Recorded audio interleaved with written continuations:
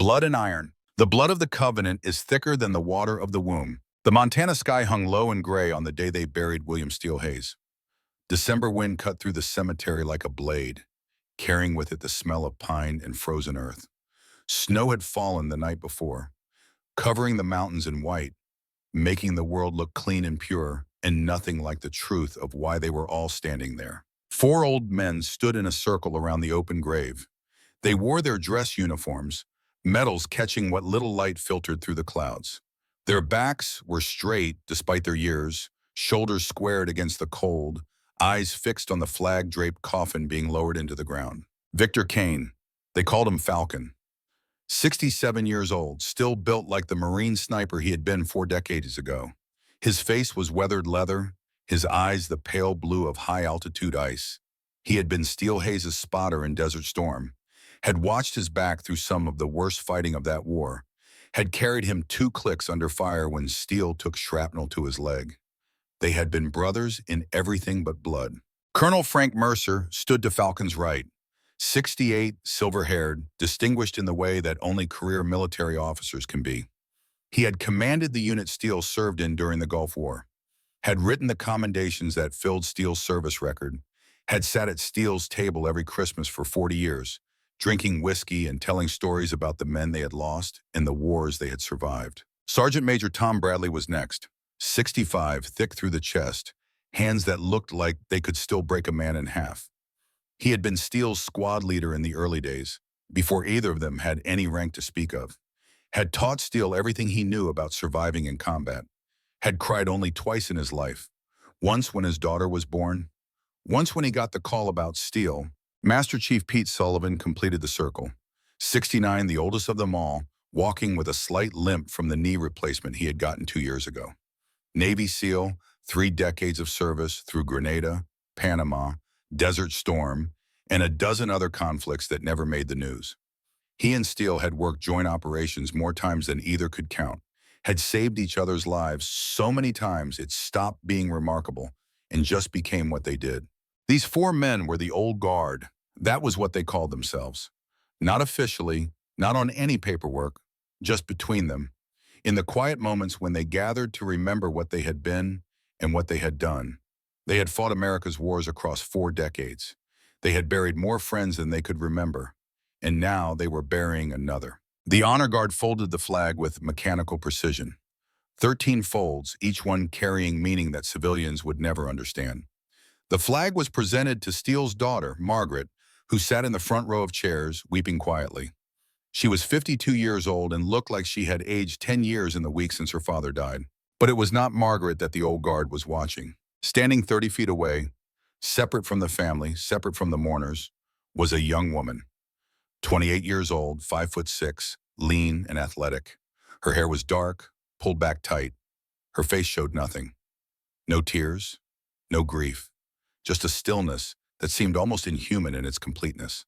Morgan Hayes, Steele's granddaughter, the one he had been training since she was 8 years old, the one he said had the eyes. Falcon remembered the first time he saw those eyes. Morgan had been a little girl, all knees and elbows, hiding behind the door of Steele's ranch house while the old guard gathered for their annual reunion. She had been watching them with an intensity that seemed impossible for a child, taking everything in, missing nothing.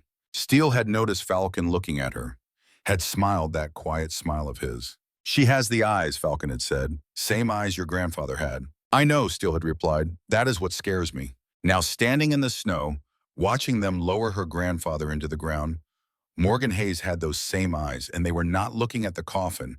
They were looking at the 4 old men standing around it, studying them, analyzing them, as if she was seeing something the rest of the world could not see. The ceremony ended. The mourners began to drift away, heading for their teas, heading for the reception at Margaret's house, where there would be food and drinks and stories about the man they had lost. But the old guard did not move. They stood in their circle, waiting until everyone else was gone. Then one by one they reached into their pockets. Tom Bradley went first. He pulled out a single rifle cartridge. Brass casing, copper jacket, the kind of round that Steele had used in his M40 sniper rifle during Desert Storm. He held it up so the others could see, then dropped it into the grave. It landed on the coffin with a soft thump. Pete Sullivan went next, same ritual, Same cartridge, same soft sound as it hit the wood. Frank Mercer, then Falcon. 4 bullets for 4 brothers. A tradition they had started after the Gulf War when they buried the first of their number. A promise that they would remember, that they would honor what their fallen brother had been. No words were spoken, none were needed. Falcon was the last to turn away from the grave. As he did, his eyes found Morgan, still standing in the same spot, still watching with that unnerving stillness. Their eyes met for just a moment. Then Morgan turned and walked away, disappearing into the tree line like a ghost. She would not be at the reception. Falcon knew that. Steele had told him once that Morgan did not do well with crowds, did not do well with emotions. She had learned to control herself so completely that sometimes Steele wondered if she felt anything at all. But Falcon knew better. He had known Steele for 40 years, had seen the same control in him, and he knew what it cost. Knew that the stillness was not the absence of feeling. It was the containment of feeling so intense that letting it out would destroy everything. Morgan Hayes was not cold. She was a bomb waiting to explode, and Falcon had a feeling that explosion was coming soon. The story of Morgan Hayes began long before she was born. It began in a place called the Chosin Reservoir, in the mountains of North Korea, in the winter of 1950, when the temperature dropped to 40 degrees below zero, and the Chinese army came down from the hills like a tide of death. Colonel James Hayes was 22 years old that winter, a Marine sniper attached to the 1st Marine Division. He had been in country for 3 months, long enough to learn that everything he thought he knew about war was wrong. Long enough to understand that survival in this place required something more than training. It required a willingness to become something other than human. The Chinese attacked on the night of November 27th. 10 divisions, over 60,000 men. They came out of the darkness with bugles blowing and whistles shrieking, human waves crashing against the American positions like water against rock. James Hayes was on a hill overlooking the reservoir when the attack began. He was supposed to be providing overwatch for a company of Marines defending a bridge. But within hours, that company was gone, overrun. The survivors scattered into the frozen wilderness, trying to find their way back to friendly lines. James was alone. He should have retreated, should have tried to link up with other units. That was what the manual said. That was what any sane man would have done.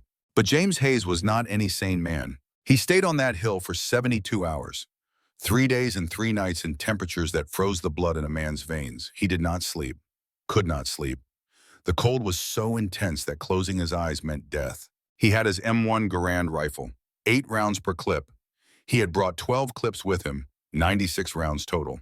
He used 47 of them. The Chinese kept coming, small patrols at first, probing the American positions, looking for weak points. James let them get close. Let them think the hill was undefended. Then he started shooting. 1 shot, 1 kill. That was the rule his father had taught him, hunting deer in the Montana mountains when James was just a boy. You do not shoot until you are certain. You do not waste ammunition. You make every round count. James made every round count. The first patrol went down in 30 seconds. 8 men, 8 shots. The Chinese did not even know where the fire was coming from. They died confused, sprawled on the frozen ground, their blood steaming in the cold air before it froze solid. The second patrol was more cautious.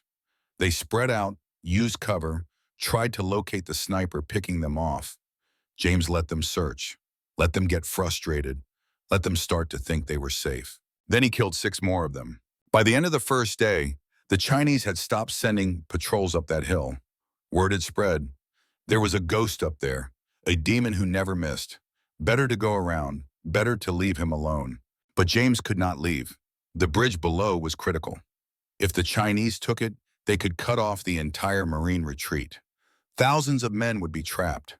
Thousands would die. So James stayed. The second night was the worst. The temperature dropped even further. James could feel his fingers going numb despite the gloves, could feel the frost forming on his eyelashes. Every breath was agony, the cold air burning his lungs like fire. He kept watching, kept waiting. At 0300, a Chinese company tried to rush the bridge. 200 men moving fast, hoping to overwhelm any defenders with sheer numbers. James opened fire at 800 yards. He killed 11 of them before they even knew they were under attack. Killed 7 more as they tried to find cover. The rest retreated, dragging their wounded with them, leaving their dead behind. By dawn of the 3rd day, James Hayes had 47 confirmed kills. His hands were so cold that he could barely feel the trigger. His feet were black with frostbite. He was dying, and he knew it. But the bridge still stood. A Marine patrol found him that afternoon. They had to pry his frozen fingers off the rifle, had to carry him down the hill because his legs would not work anymore. The medic who examined him said it was a miracle he was still alive. Said any normal man would have died the first night. But James Hayes was not a normal man, he was a Hayes, and Hayes men did not die easy. He lost 3 toes to frostbite, spent 4 months in a hospital recovering. But he survived. And more importantly, the bridge survived. The Marines retreated across it, 12,000 men making it to safety because one sniper refused to abandon his post. James Hayes received the Navy Cross for his actions at Chosin. He served another 20 years in the Marine Corps, rising to the rank of colonel before retiring to the Montana ranch where he had grown up. He had 3 sons. The youngest, William, was the one who inherited his gift: the steady hands, the patient eyes, the ability to wait for hours, days, weeks if necessary for the perfect shot. James started training William when the boy was 8 years old, same age James had been when his own father put a rifle in his hands. Same lessons, same discipline, same understanding that this was not just about shooting, it was about legacy. James Hayes died in 1998 at the age of 70. He passed quietly in his sleep, surrounded by his family, in the same house where he had been born. But before he died, he made his grandson promise something. Every shot is a promise, William. Remember that. When you pull that trigger, you are making a promise to yourself, to your country, to everyone counting on you. A Hayes never breaks a promise. William Steele Hayes never forgot those words. He carried them through 30 years of military service, through Desert Storm and a dozen other conflicts, through the training of his own granddaughter, who had the same eyes his grandfather had, the same eyes that had watched them bury him in the Montana snow. Morgan Hayes was 8 years old the first time she held a rifle. She remembers every detail of that day with the clarity that only truly significant moments retain. It was summer in Montana, July. The sky was that impossible blue that only exists in high mountain country, and the air smelled like sage and pine and the particular dry heat of grassland under the afternoon sun. Her grandfather had driven her to the back section of the ranch, miles from the house, to a place he called the training ground. It was just a flat stretch of dirt with some wooden targets set up at various distances, but to young Morgan, it looked like something sacred. Steele Hayes was 52 years old that summer, still strong, still sharp, though his hair had gone more gray than brown and the lines around his eyes had deepened. He moved with the easy grace of a man who had spent his life in his body, who knew exactly what it could do and what it could not. He did not say much, never did. Words, he always said, were for people who could not communicate any other way. He just handed her the rifle. It was a small caliber weapon, a .22, light enough for a child to handle but real enough to teach real lessons. Morgan remembers the weight of it in her hands, remembers the smooth wood of the stock, the cool metal of the barrel, remembers thinking that this was the most important thing anyone had ever given her. "Hold it like this," Steele said, positioning her hands. "Stock against your shoulder. Cheek on the wood, eye down the sights." Morgan did as she was told. The rifle felt awkward, too big for her small frame, but she did not complain, did not adjust, just waited for the next instruction. Steele knelt beside her, his voice low and patient. "Shooting is not about strength, Morgan. It is about patience, control, understanding that you and the rifle and the target are all part of the same equation. Wind, distance, heartbeat, control them all, and you control everything." Morgan nodded. She did not fully understand what he meant. Not then. But she filed the words away, stored them in that part of her mind where she kept everything important. Steele pointed to the nearest target, a simple wooden board with a circle painted on it, maybe 50 yards away. "When you are ready." Morgan sighted down the barrel, tried to control her breathing the way Steele had shown her, tried to feel the wind, though she did not really know what she was feeling for. She pulled the trigger. The recoil surprised her. The rifle kicked back against her shoulder, knocking her off balance. She stumbled, nearly fell. The shot went wild, hitting nothing but empty air. Most children would have been embarrassed, would have made excuses, would have looked to the adult for comfort or reassurance. Morgan just looked at her grandfather and said one word. "Again." Steele smiled, that quiet smile that Morgan would come to know so well over the years. the smile that meant he saw something in her that she did not yet see in herself. Again, he agreed. She fired again. Missed again. The target might as well have been on the moon for all her ability to hit it. Again, Morgan said. Again, again, again. She fired 30 rounds that afternoon. Missed all 30. By the end, her shoulder was bruised purple and her hands were shaking from fatigue. But she did not stop, did not complain, did not cry. Finally, Steele called a halt. He took the rifle from her hands, unloaded it, set it aside. Then he knelt in front of her so their eyes were level. Do you know why I started training you today? Morgan shook her head. Because your father asked me to. Before his last deployment, he said that if anything happened to him, he wanted you to know how to protect yourself, how to be strong. Morgan's father was Captain Daniel Hayes, EOD, Explosive Ordnance Disposal. He was somewhere in Afghanistan, doing things that Morgan did not understand but knew were dangerous. Is something going to happen to him? Morgan asked. Steele did not lie to her, did not soften the truth with comfortable words. Something happens to everyone eventually. The question is not whether. The question is what we do with the time we have. Morgan thought about that for a long moment. Then she looked at the rifle leaning against the fence post. I want to be ready, she said, for whatever happens. Steele nodded slowly. Then we will make you ready. They came the next day, and the day after, and the day after that. Every morning, Morgan awoke before dawn, ate breakfast with her grandfather, then drove out to the training ground. Every evening, she returned exhausted, shoulders aching, hands raw, but satisfied in a way she had never experienced before. Steele taught her everything. How to read the wind by watching grass and leaves. How to calculate distance by knowing the size of common objects. How to control her heartbeat through breathing exercises. How to wait endlessly, patiently, for the moment when all the variables aligned. But he did not teach her alone. Once a month, sometimes more often, the old guard came to visit. Falcon, Frank Mercer, Tom Bradley, Pete Sullivan. They gathered at Steele's ranch, drank whiskey on the porch, told stories about wars that Morgan could barely imagine. And they watched her train. Morgan remembers one evening in particular. She was 12 years old by then, already showing promise that went beyond mere talent. She had just finished a session at 800 yards, grouping her shots within a circle the size of a coffee cup. The old guard sat on the porch, watching through binoculars. Steele, Falcon said, that girl has something special. I have spotted for a lot of shooters over 50 years. She has the gift. Steele did not respond immediately. He was watching Morgan pack up her equipment, her movements precise and economical, everything in its proper place. Sometimes I think she has too much gift, he finally said. She is too controlled, too focused.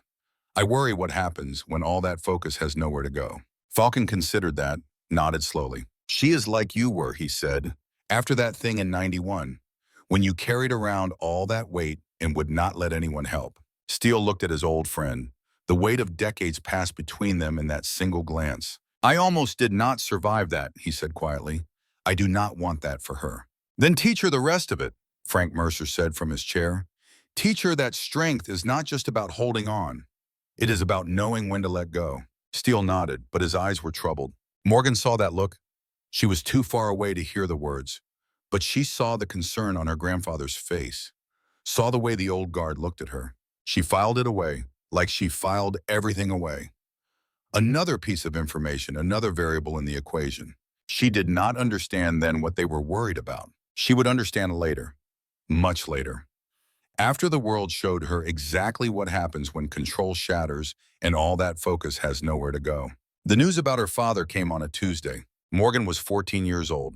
She was at school, sitting in algebra class, when the principal came to the door and called her name. She knew before she stood up, knew from the look on the principal's face, knew from the way her teacher would not meet her eyes. Captain Daniel Hayes, EOD specialist, had been killed in action in Kandahar province, Afghanistan. He had detected an improvised explosive device buried in a road that a convoy was about to travel. He had called out the warning, started the evacuation procedure, gotten 3 soldiers to safety. Then the bomb detonated. But here is the thing they did not tell her at school, the thing she only learned later when one of her father's squad mates came to visit Steele's ranch and told her the truth. Daniel Hayes did not just detect the bomb. He did not just call the warning. When he realized there was not enough time to get everyone clear, he threw himself on top of the device. He used his own body as a shield. The blast killed him instantly. But the 3 soldiers he covered survived. Survived with injuries that would heal, with lives that would continue, with families who would see them again. Morgan's father died the way Hayes' men had always died, protecting others, choosing sacrifice over survival, keeping the promise that every soldier makes when they put on the uniform. The funeral was at Arlington National Cemetery. Full military honors. The flag was folded, presented to Morgan's mother, who stood like a statue, face blank, eyes dry. She had known this might happen, had prepared herself for it, had told herself she could handle it when the time came. She was wrong. Within a year, Morgan's mother had retreated into a world of grief that no one could reach. Within 2 years, she had remarried and moved to California, trying to build a new life that did not include the constant reminder of what she had lost. Morgan did not go with her. She stayed in Montana, stayed with Steele, stayed on the ranch where she had learned to shoot, where she had learned to control herself, where she had learned what it meant to be a Hayes. Steele never questioned that decision, never tried to convince her otherwise. He simply made room for her in his life, in his home, in the training that now took on a new urgency. She was not just learning to shoot anymore. She was learning to survive, learning to be ready for the world that had taken her father, learning to become the weapon that could fight back against the darkness. Morgan remembers standing over her father's grave at Arlington a few weeks after the funeral. She was alone, had taken a bus from Montana, 18 hours of travel, just to have this moment. She stood there for a long time, looking at the white marble headstone, reading the words carved into it. Captain Daniel Hayes, Bronze Star, Purple Heart, beloved father. She did not cry, had not cried at the funeral, had not cried when she got the news.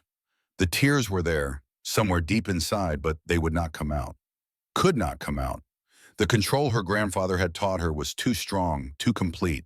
Instead, she made a promise. I will be ready, she said to the grave, for whatever happens. I will not let them take anyone else. The wind blew through the cemetery, rustling the flags on 1,000 graves, carrying the sound of distant traffic, carrying the weight of 1,000,000 sacrifices made by men and women who gave everything for their country. Morgan Hayes turned and walked away. She did not look back. The years passed. Morgan grew, changed, became something that even Steele had not anticipated. She graduated from high school at 16, joined the Marine Corps at 18, 3 months after Steele put his old M40 sniper rifle in her hands and told her it was time. Marine Scout Sniper School, the hardest military training in the world. Months of brutal physical conditioning, relentless mental pressure, constant evaluation. Most candidates washed out in the first weeks. The ones who survived were the best of the best, the elite of an already elite force. Morgan graduated at the top of her class. She was the youngest woman ever to earn the Scout Sniper designation. The instructor said she was the most naturally gifted shooter they had ever seen. But what impressed them most was not her accuracy. It was her patience, her ability to wait for hours, days if necessary, without moving, without complaining, without breaking focus. She deployed to Afghanistan, then Iraq, then Syria, then places that did not officially exist, operations that would never be acknowledged, missions that vanished from the records as soon as they were complete. 187 confirmed kills over 8 years of service, each one a precise, calculated elimination of a threat, each one saving American lives, each one a promise kept. Morgan Hayes became a legend in the special operations community. They called her the Ghost, the one-shot killer, the sniper who never missed. But legends have a way of making people uncomfortable, especially legends who are young and female in a world of old men and older traditions. The discharge came suddenly. Officially, it was an honorable separation, end of service commitment. Thank you for your sacrifice. Unofficially, there were whispers about insubordination, about a woman who did not know her place, about skills that made certain people feel inadequate. Morgan did not fight it, did not argue, just packed her gear, signed the papers, walked away from the career she had built. Within a month, she was working as a private military contractor. Same skills, same missions, better pay, no politics. And then, 6 years ago, Steele died. Heart attack. That was what the doctor said. Sudden cardiac event. Nothing could have been done. He was 72 years old, after all. These things happen. Morgan stood at the funeral, watching the old guard drop their bullets into the grave, watching the flag being folded, watching her grandfather's coffin disappear into the Montana earth. She did not cry, Had not cried in 14 years. The control was too complete. But something inside her shifted. Something that had been held in check for too long, compressed, too tight, waiting for the moment when it could finally break free. She walked away from the funeral and did not speak to anyone for 3 days. When she finally emerged from her room at the ranch house, she was different. Still controlled, still focused. But there was something in her eyes now, a darkness, a weight, the look of someone who had lost the last anchor holding them to the world. She sold the ranch, packed her grandfather's things, kept only 2 items, his old spotting scope from Desert Storm and the flag that had draped his coffin.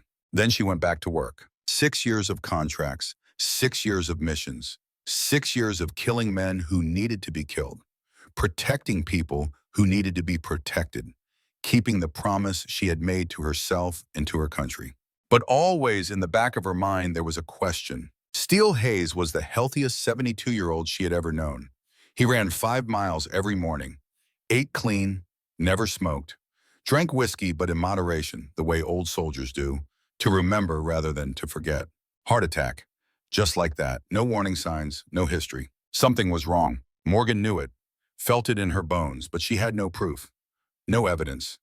Just intuition in the memory of her grandfather's last words to her, 3 weeks before he died. "I am close to finding him, Morgan, the one who got away." She had asked what he meant. Who was he looking for? Steele had just smiled that quiet smile. "Old business," he said. "From the war.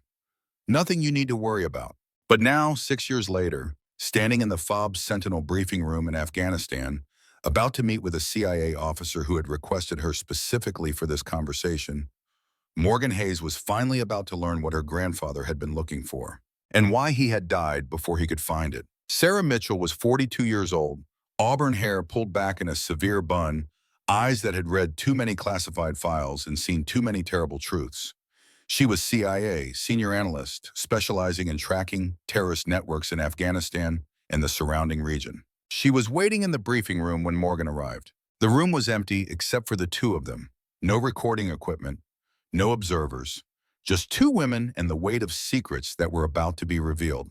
"Miss Hayes," Sarah said, "thank you for coming." Morgan did not sit, did not relax, just stood near the door, eyes cataloging exits, hands loose at her sides. "You requested me specifically. Why?" Sarah opened a laptop on the table, turned it so Morgan could see the screen. "Because I have been investigating the same thing your grandfather was investigating before he died, and I think you deserve to know what I found."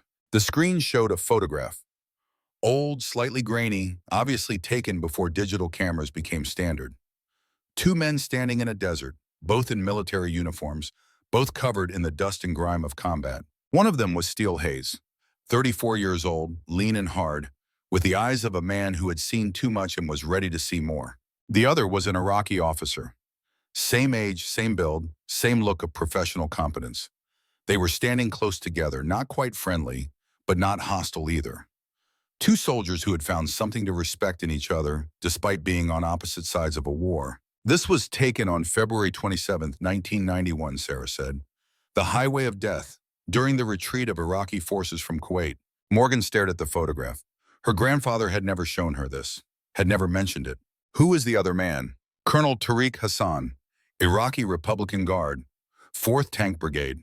He was one of Saddam Hussein's rising stars before the war. Brilliant tactician, trained by Soviet advisors. One of the few Iraqi officers who actually gave our forces trouble. What happened to him? That is where it gets complicated. Sarah clicked to another image. Surveillance photographs, blurry, obviously taken from a distance. The same man, older now, gray in his beard, but still recognizable. Tariq Hassan disappeared after the Gulf War. We assumed he was dead, killed in the American bombing raids, but he resurfaced in 2006, here in Afghanistan. He has been coordinating Taliban operations ever since. High-level strategy, weapons procurement, training. He is responsible for at least 52 American deaths over the past 18 years. Morgan's eyes narrowed. If you know who he is and where he is, why is he still alive? Because we cannot find him. He is a ghost. Operates through intermediaries, never shows his face, never stays in one place. The photograph you are looking at is the first confirmed sighting we have had in over a decade. Sarah paused. Her eyes met Morgan's. Your grandfather was looking for Tariq Hassan before he died. He had contacts, sources, people who owed him favors from the old days. He was getting close, closer than we ever got. And then he had a heart attack, Morgan said flatly. And then he had a heart attack. Silence filled the room. Morgan looked at the photograph of her grandfather standing next to the Iraqi colonel. Two young men in the desert, two soldiers who had found something in each other worth respecting. What are you telling me? Sarah took a deep breath. I am telling you that your grandfather did not die of natural causes. I am telling you that the compound that stopped his heart was a classified chemical agent, developed by the CIA, used only in targeted assassinations. I am telling you that whoever killed William Steele Hayes had access to intelligence resources that only a handful of people in the world possess. Morgan did not move, did not speak, but something in her eyes changed. A door closing, a switch being thrown.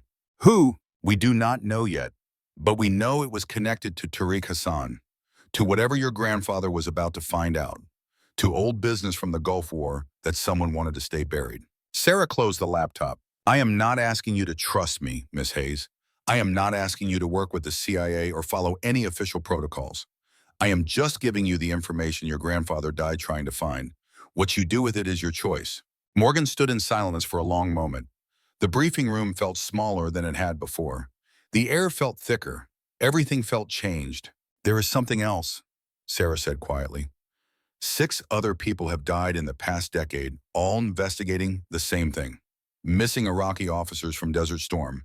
War crimes that were never prosecuted. Deals that were made in the chaos of the retreat. They all died of different causes in different countries. But they all had one thing in common. What? They were all getting close to the truth about what happened on the highway of death. Morgan left the briefing room and walked into the Afghan night. The stars were bright overhead, undimmed by city lights. The same stars that her grandfather had looked at during his own deployments. The same stars that had witnessed wars stretching back to the beginning of human history. She stood there for a long time, processing what she had learned. Her grandfather had been murdered, not by some random criminal, not by some lucky insurgent, by someone with access to classified resources, someone connected to the intelligence community, someone who had decided that Steele Hayes knew too much and needed to be silenced. The control that Morgan had built over 20 years of training and discipline was still intact. She was not trembling, was not crying, was not showing any external sign of the rage that was building inside her. But it was there, growing, waiting.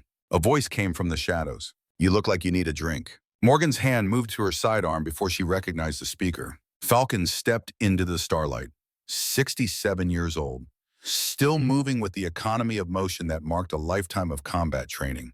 His face was half hidden in shadow, but his eyes caught the light. Victor, Morgan said, what are you doing here? Same thing you are doing, looking for answers. He walked closer, stopping a few feet away, giving her space. I have been investigating your grandfather's death for 6 years, Morgan, ever since the funeral. I knew it was not a heart attack. Knew Steele was too healthy, too careful. So I started digging. Morgan's eyes searched his face. What did you find? Enough to know that we are dealing with something bigger than one dead soldier. Something that goes back to Desert Storm. Something that a lot of powerful people want to keep buried. Falcon reached into his jacket pocket, pulled out something wrapped in cloth. Steele wanted you to have this. He gave it to me for safekeeping 6 months before he died. Told me to hold on to it until the time was right. He unwrapped the cloth. Inside was a spotting scope, old, battered, obviously used hard over decades of service. Morgan recognized it immediately. It was the scope her grandfather had carried in Desert Storm. The scope he had used to spot targets across the burning oil fields of Kuwait. He taught me everything I know about observation, Falcon said quietly. About reading terrain and wind and distance. About seeing what others miss. Now I am going to teach you. Morgan took the scope. It was heavier than she expected, weighted with history, with legacy, with the ghosts of all the men who had looked through it and all the targets they had found. Why now, she asked. Because you are ready. Because you need to know the truth. And because I made a promise to Steele that if anything happened to him, I would help you finish what he started. Falcon met her eyes. We are going to find Tariq Hassan, Morgan. We are going to find out who killed your grandfather, and we are going to make them pay. Morgan looked at the scope in her hands, looked at the old Marine standing before her, looked at the stars overhead, Witnesses to another promise being made. When do we start? She asked. Falcon smiled. It was not a happy expression. It was the smile of a hunter who has finally found the trail. We already have. The wind picked up, carrying dust from the Afghan plains, carrying the smell of war that never really went away in this ancient, blood-soaked land. Morgan Hayes stood in the darkness, holding her grandfather's scope, feeling the weight of 3 generations of Hayes soldiers pressing down on her shoulders. Somewhere out there, Tariq Hassan was planning his next move. Somewhere out there, the person who killed Steele Hayes was sleeping soundly, confident that their secrets were safe. They were wrong. Morgan made a promise then, standing under the Afghan stars, surrounded by the ghosts of her family and the living presence of the man who would help her keep that promise. She was going to find the truth. She was going to finish what her grandfather started, and she was going to make them pay. Every shot is a promise, and the Hayes family never breaks their promises. Trial by fire. Steel is forged in fire. Soldiers are forged in blood.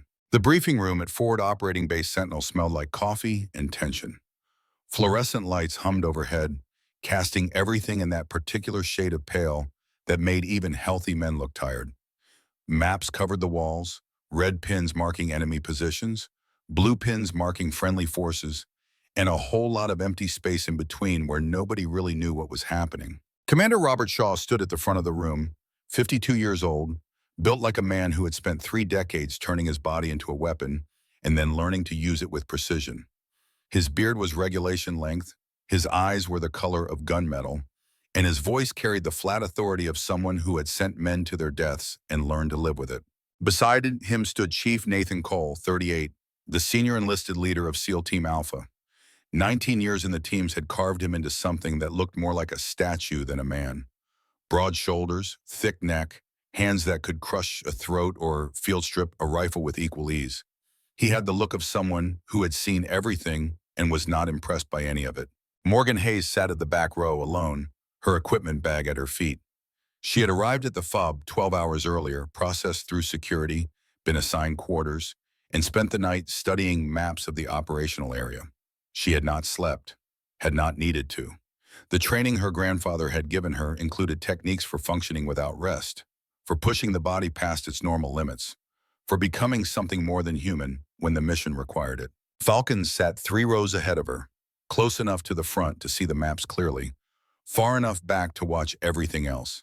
He had been at Sentinel for 2 weeks already, working as an advisor, training the younger snipers in techniques that the official manuals did not cover.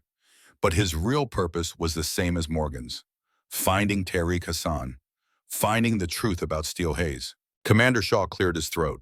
We have a situation developing 12 kilometers northwest of this position.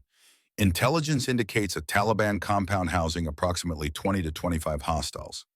Light arms, standard insurgent configuration.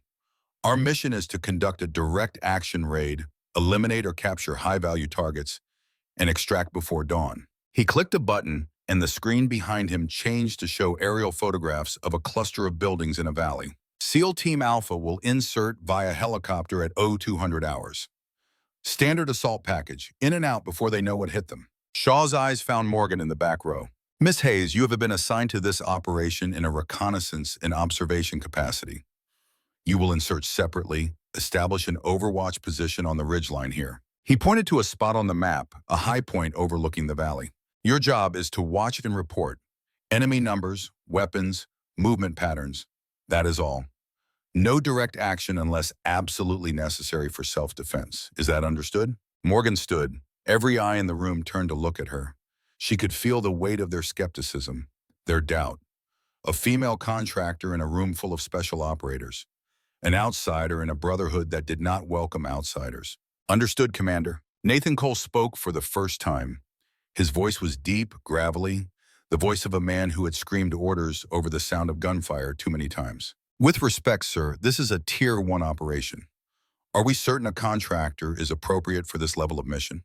The unspoken words hung in the air.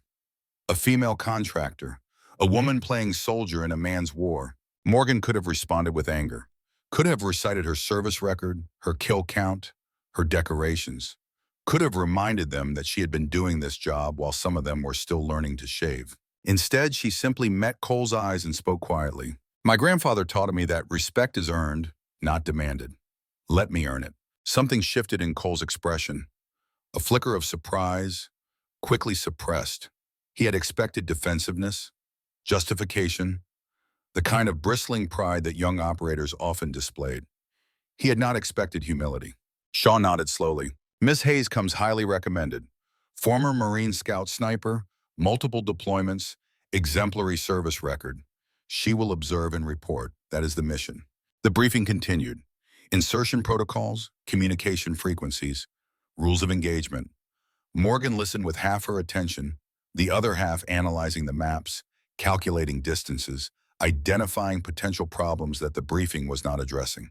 20 to 25 hostiles, light arms, standard insurgent configuration. Something about those numbers felt wrong. Too neat, too certain. Intelligence in Afghanistan was never that clean. There were always variables, unknowns, the fog of war that turned simple missions into disasters. She filed the concern away, watched, waited, prepared. After the briefing, Falcon found her outside the operations center, checking her equipment under the harsh glare of the security lights. You did not argue with them, he said. I expected you to argue. Morgan did not look up from her rifle case. Would arguing have changed anything? No. Then why waste the breath? Falcon smiled. It was the first genuine smile she had seen from him since they began working together. Steele would have said the same thing. He never wasted words either. He settled onto a crate beside her, watching as she field-stripped her rifle with practiced efficiency. The weapon was a custom Remington MSR chambered in 338 Lapua Magnum, 26-inch barrel machined to tolerances that most gunsmiths considered impossible.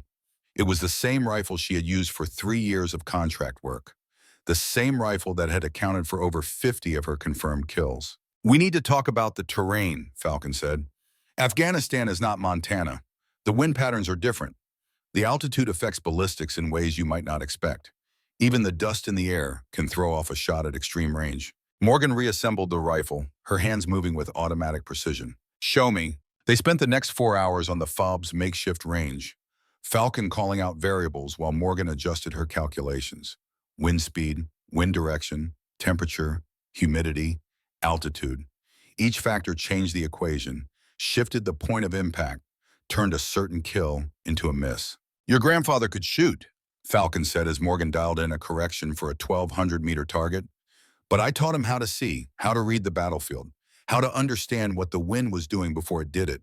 He paused, watching her settle into her position, watching the way she controlled her breathing. Now I teach you. Morgan took the shot. The round flew true, punching through the center of the target with a sound like distant thunder. You are fast, Falcon said. Faster than Steele was at your age. But speed is not everything. Sometimes the most important shot is the one you do not take, the one you wait for, the one that requires patience beyond what most people can endure. Morgan looked at him. How long did you and my grandfather work together? 40 years, off and on. Started in the Gulf, continued through a dozen other operations that never made the news. He was the shooter. I was the spotter. We could go days without speaking a word, just existing in the same space, reading each other's thoughts. His eyes went distant, looking at something Morgan could not see. When he died, I lost part of myself, the part that knew how to see without having to think about it. We were that connected. Morgan was quiet for a moment. I am sorry, she said finally. I know how much he meant to you. He meant the same to both of us. That is why we are here. That is why we are going to find out who killed him. The insertion went smoothly. 2 helicopters, one carrying SEAL Team Alpha, one carrying Morgan and her equipment. They came in low and fast, using terrain masking to avoid detection, touching down in separate locations that would allow converging approaches to the target. Morgan moved through the darkness with the silence that only comes from thousands of hours of practice.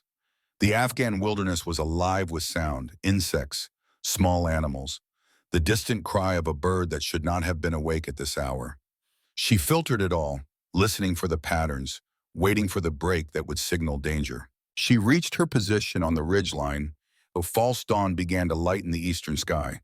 The compound was visible below, a cluster of buildings arranged around a central courtyard.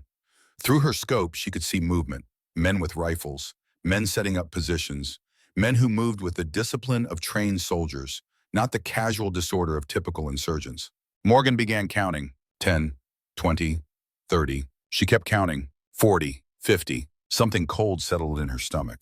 Viper 6, this is Overwatch, she said into her radio, keeping her voice low and steady. I have eyes on target, beginning detailed reconnaissance. Copy that, Overwatch. Report when ready. She spent the next 2 hours conducting a systematic analysis of everything she could see. Enemy numbers, weapons, fighting positions, patrol patterns. By the time she was finished, the picture was clear. And it was not good. Viper 6, Overwatch. Final count is 50 plus hostiles. Repeat, 50 plus. I am seeing heavy weapons including PKM machine guns, multiple RPG teams, and at least one DSHK heavy machine gun mounted on a technical vehicle. Enemy is conducting professional security patrols on a fixed schedule. Assessment: this is not a typical insurgent force. This is trained military. There was a long pause, then Commander Shaw's voice came back and Morgan could hear the skepticism in it. Overwatch, say again your count. Intelligence indicates 20 to 25 hostiles. Sir, I have eyes on target. Current count is 50 plus hostiles, possibly more inside structures. Heavy weapons significantly exceed intelligence estimates. Recommend mission profile be adjusted.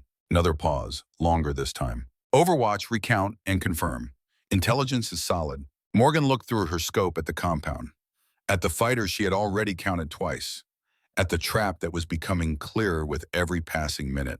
Sir, I have confirmed count multiple times, 50 plus hostiles with professional bearing and significant weaponry. This is not what we were briefed. I strongly recommend we abort or adjust approach. Falcon's voice came through on a separate channel, the private frequency they had established for their own communications. I am seeing the same thing, he said quietly. This is a kill box.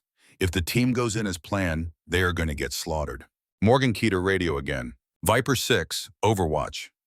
Sir, I strongly advise you reconsider mission parameters. This looks like a deliberate trap.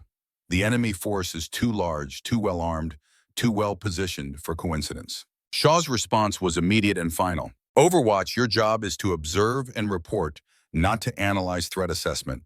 SEAL Team Alpha will proceed as planned, maintain position and provide updates. Viper 6 out.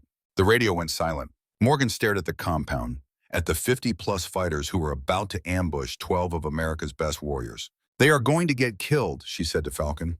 Probably. We cannot just watch. No, we cannot. Morgan settled deeper into her position, checking her rifle, calculating distances, preparing for what she knew was coming. If they will not listen to us, she said, then we will have to keep them alive ourselves. The assault began at 02:15. The SEALs approached from two directions, moving with the silent precision that had made them legendary. They were good, better than good. They were the best America had to offer. But the enemy was waiting. The first shots came from the compound's eastern wall, a coordinated burst of automatic fire that tore through the lead element's position. Within seconds, the entire valley erupted in gunfire. Machine guns opened up from prepared positions.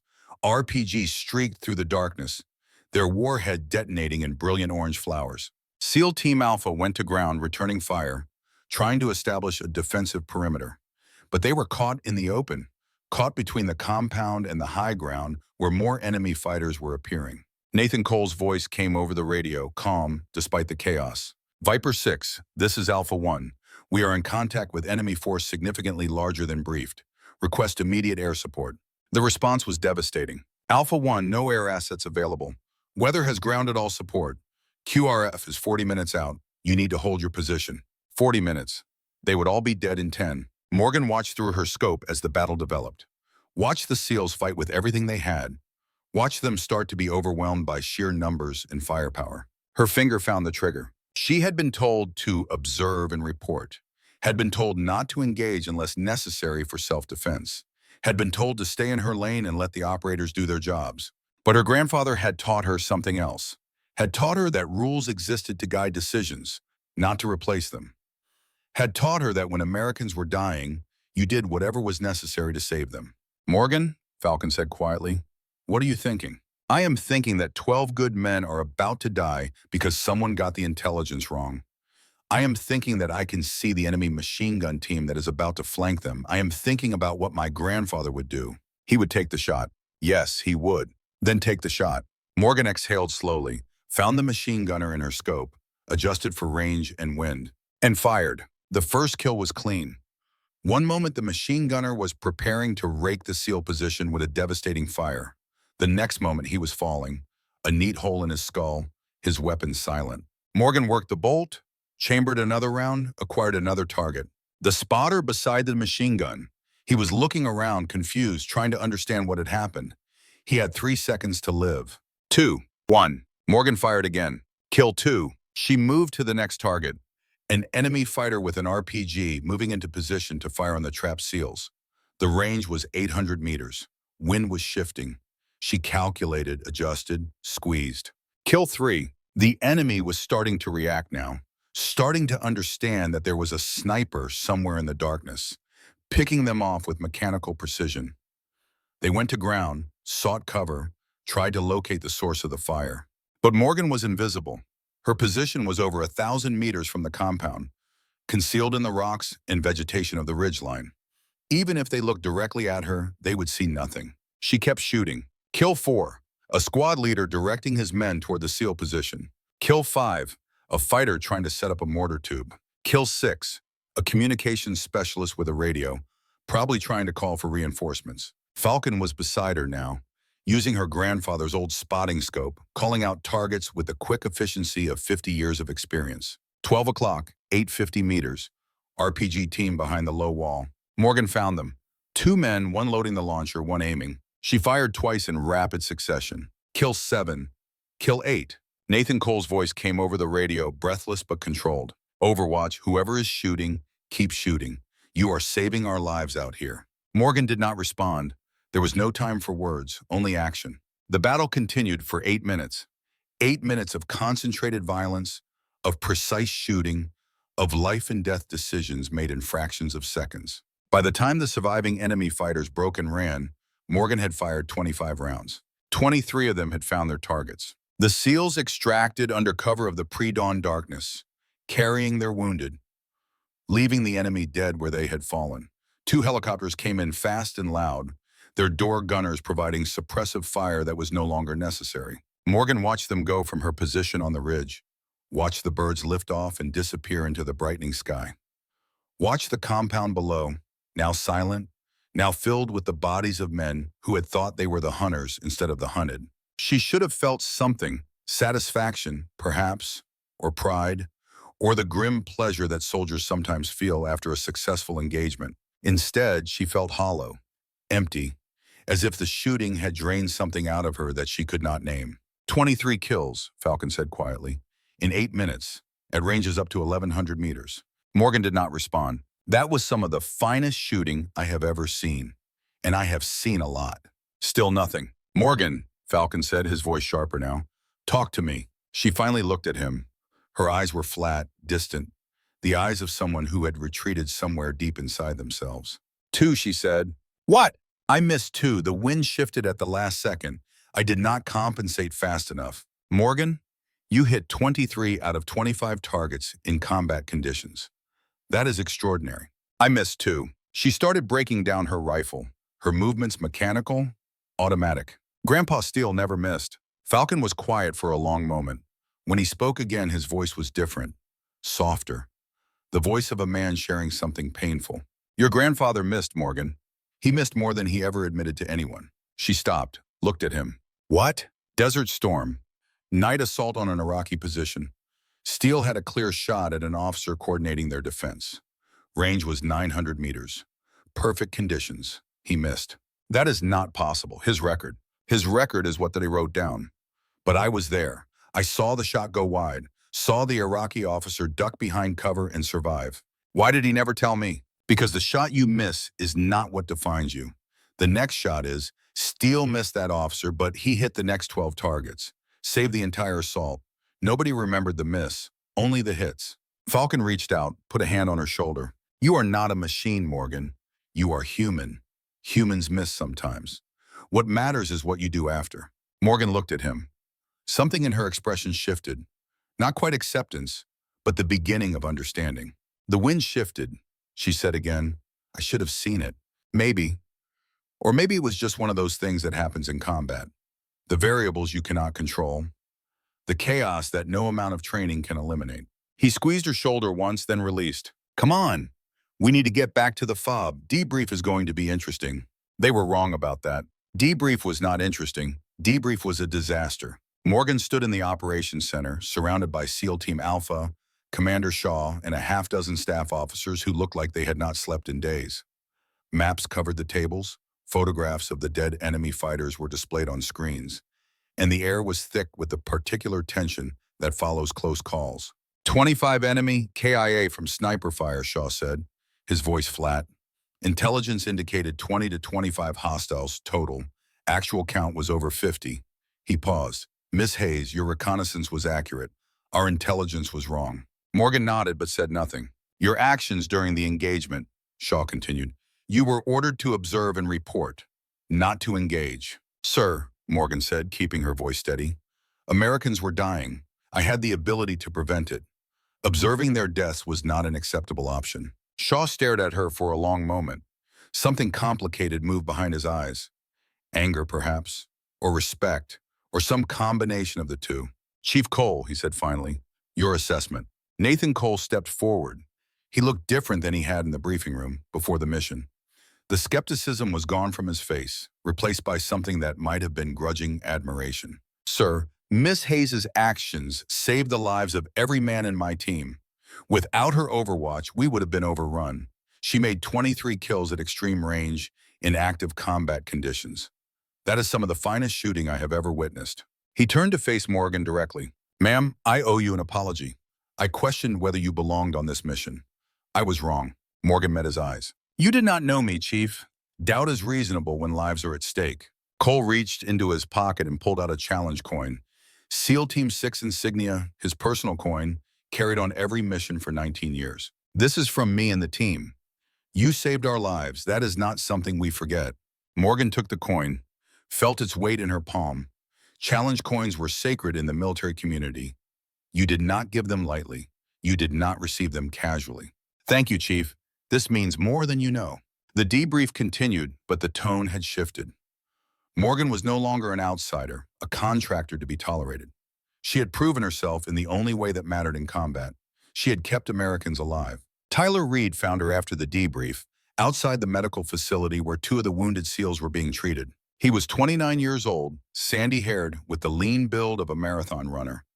The team's designated marksman, the one who carried the precision rifle on standard operations. He had a bandage on his arm, shrapnel wound from the firefight, but he moved like it did not bother him. Ma'am, he said, I wanted to thank you personally. Morgan looked at him. You took a round, she said. Upper arm, through and through. Yes, ma'am. Could have been a lot worse. I saw the shooter who hit you. He was on my target list. I was tracking him when the wind shifted. Reed's eyes widened slightly. You were going to take him out? I had him in my scope. Range was 920 meters. Clear shot. But the wind changed direction at the last second. I had to recalculate. By the time I was ready to fire again, he had already shot you.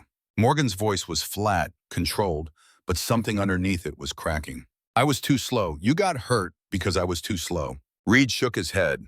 Ma'am, with respect, that is crazy talk. You saved my life tonight. Saved all our lives. One hit does not change that. It changes it for me. Morgan turned and walked away, leaving Reed standing in the harsh light of the medical facility, watching her disappear into the darkness. She found a quiet corner of the fob behind the motor pool, where the shadows were deep and the noise of the bass faded to a distant murmur. She sat with her back against a concrete barrier, knees drawn up to her chest, and stared at nothing. Her hands were shaking. That was the thing she had been hiding since the firefight ended, the thing she could not let anyone see. Her hands, which had been rock steady for 20 years of shooting, which had never trembled no matter how intense the pressure, were shaking like leaves in a storm. She had missed. She had missed, and a man had been shot because of it. Tyler Reed would recover. The wound was clean. The medics said he would be back on duty in a few weeks. But that was not the point. The point was that she had failed. The point was that her grandfather's training, her years of experience, her legendary precision had not been enough. One miss, one moment of imperfection, and someone had paid the price. Falcon found her there an hour later. He did not say anything at first, just sat down beside her, his old bones creaking in protest, and waited. The silence stretched between them, comfortable, patient, the silence of people who understood that sometimes words were not what was needed. Finally, Morgan spoke. I cannot stop seeing it. What? The moment. The crosshairs on his chest, the wind shifting, my finger on the trigger, but not pulling because I knew the shot would miss. She looked at her hands, still shaking. I hesitated for maybe half a second, and in that half second, he fired. Falcon nodded slowly. And you think that makes you a failure? It was not a question. My grandfather trained me for 20 years. 20 years of learning to control every variable, to account for every possibility, to never ever miss when it mattered. And tonight I missed. Her voice cracked. Reed could have died, Falcon. If that bullet had been 6 inches to the left, it would have hit his heart. He would be dead right now because I hesitated. Falcon was quiet for a moment. When he spoke, his voice was low and rough. Do you want to know about the first time your grandfather missed? Morgan looked at him. Desert Storm, Falcon said. 3rd week of the ground war. We were providing overwatch for an armored column pushing into Kuwait City. Steele had a shot on an Iraqi officer, clear as day, 900 meters. He missed. He paused, remembering. The officer took cover, called in an artillery strike on our position. We had to bug out fast. Lost our gear, almost lost our lives. What happened? Steele did not talk for 3 days.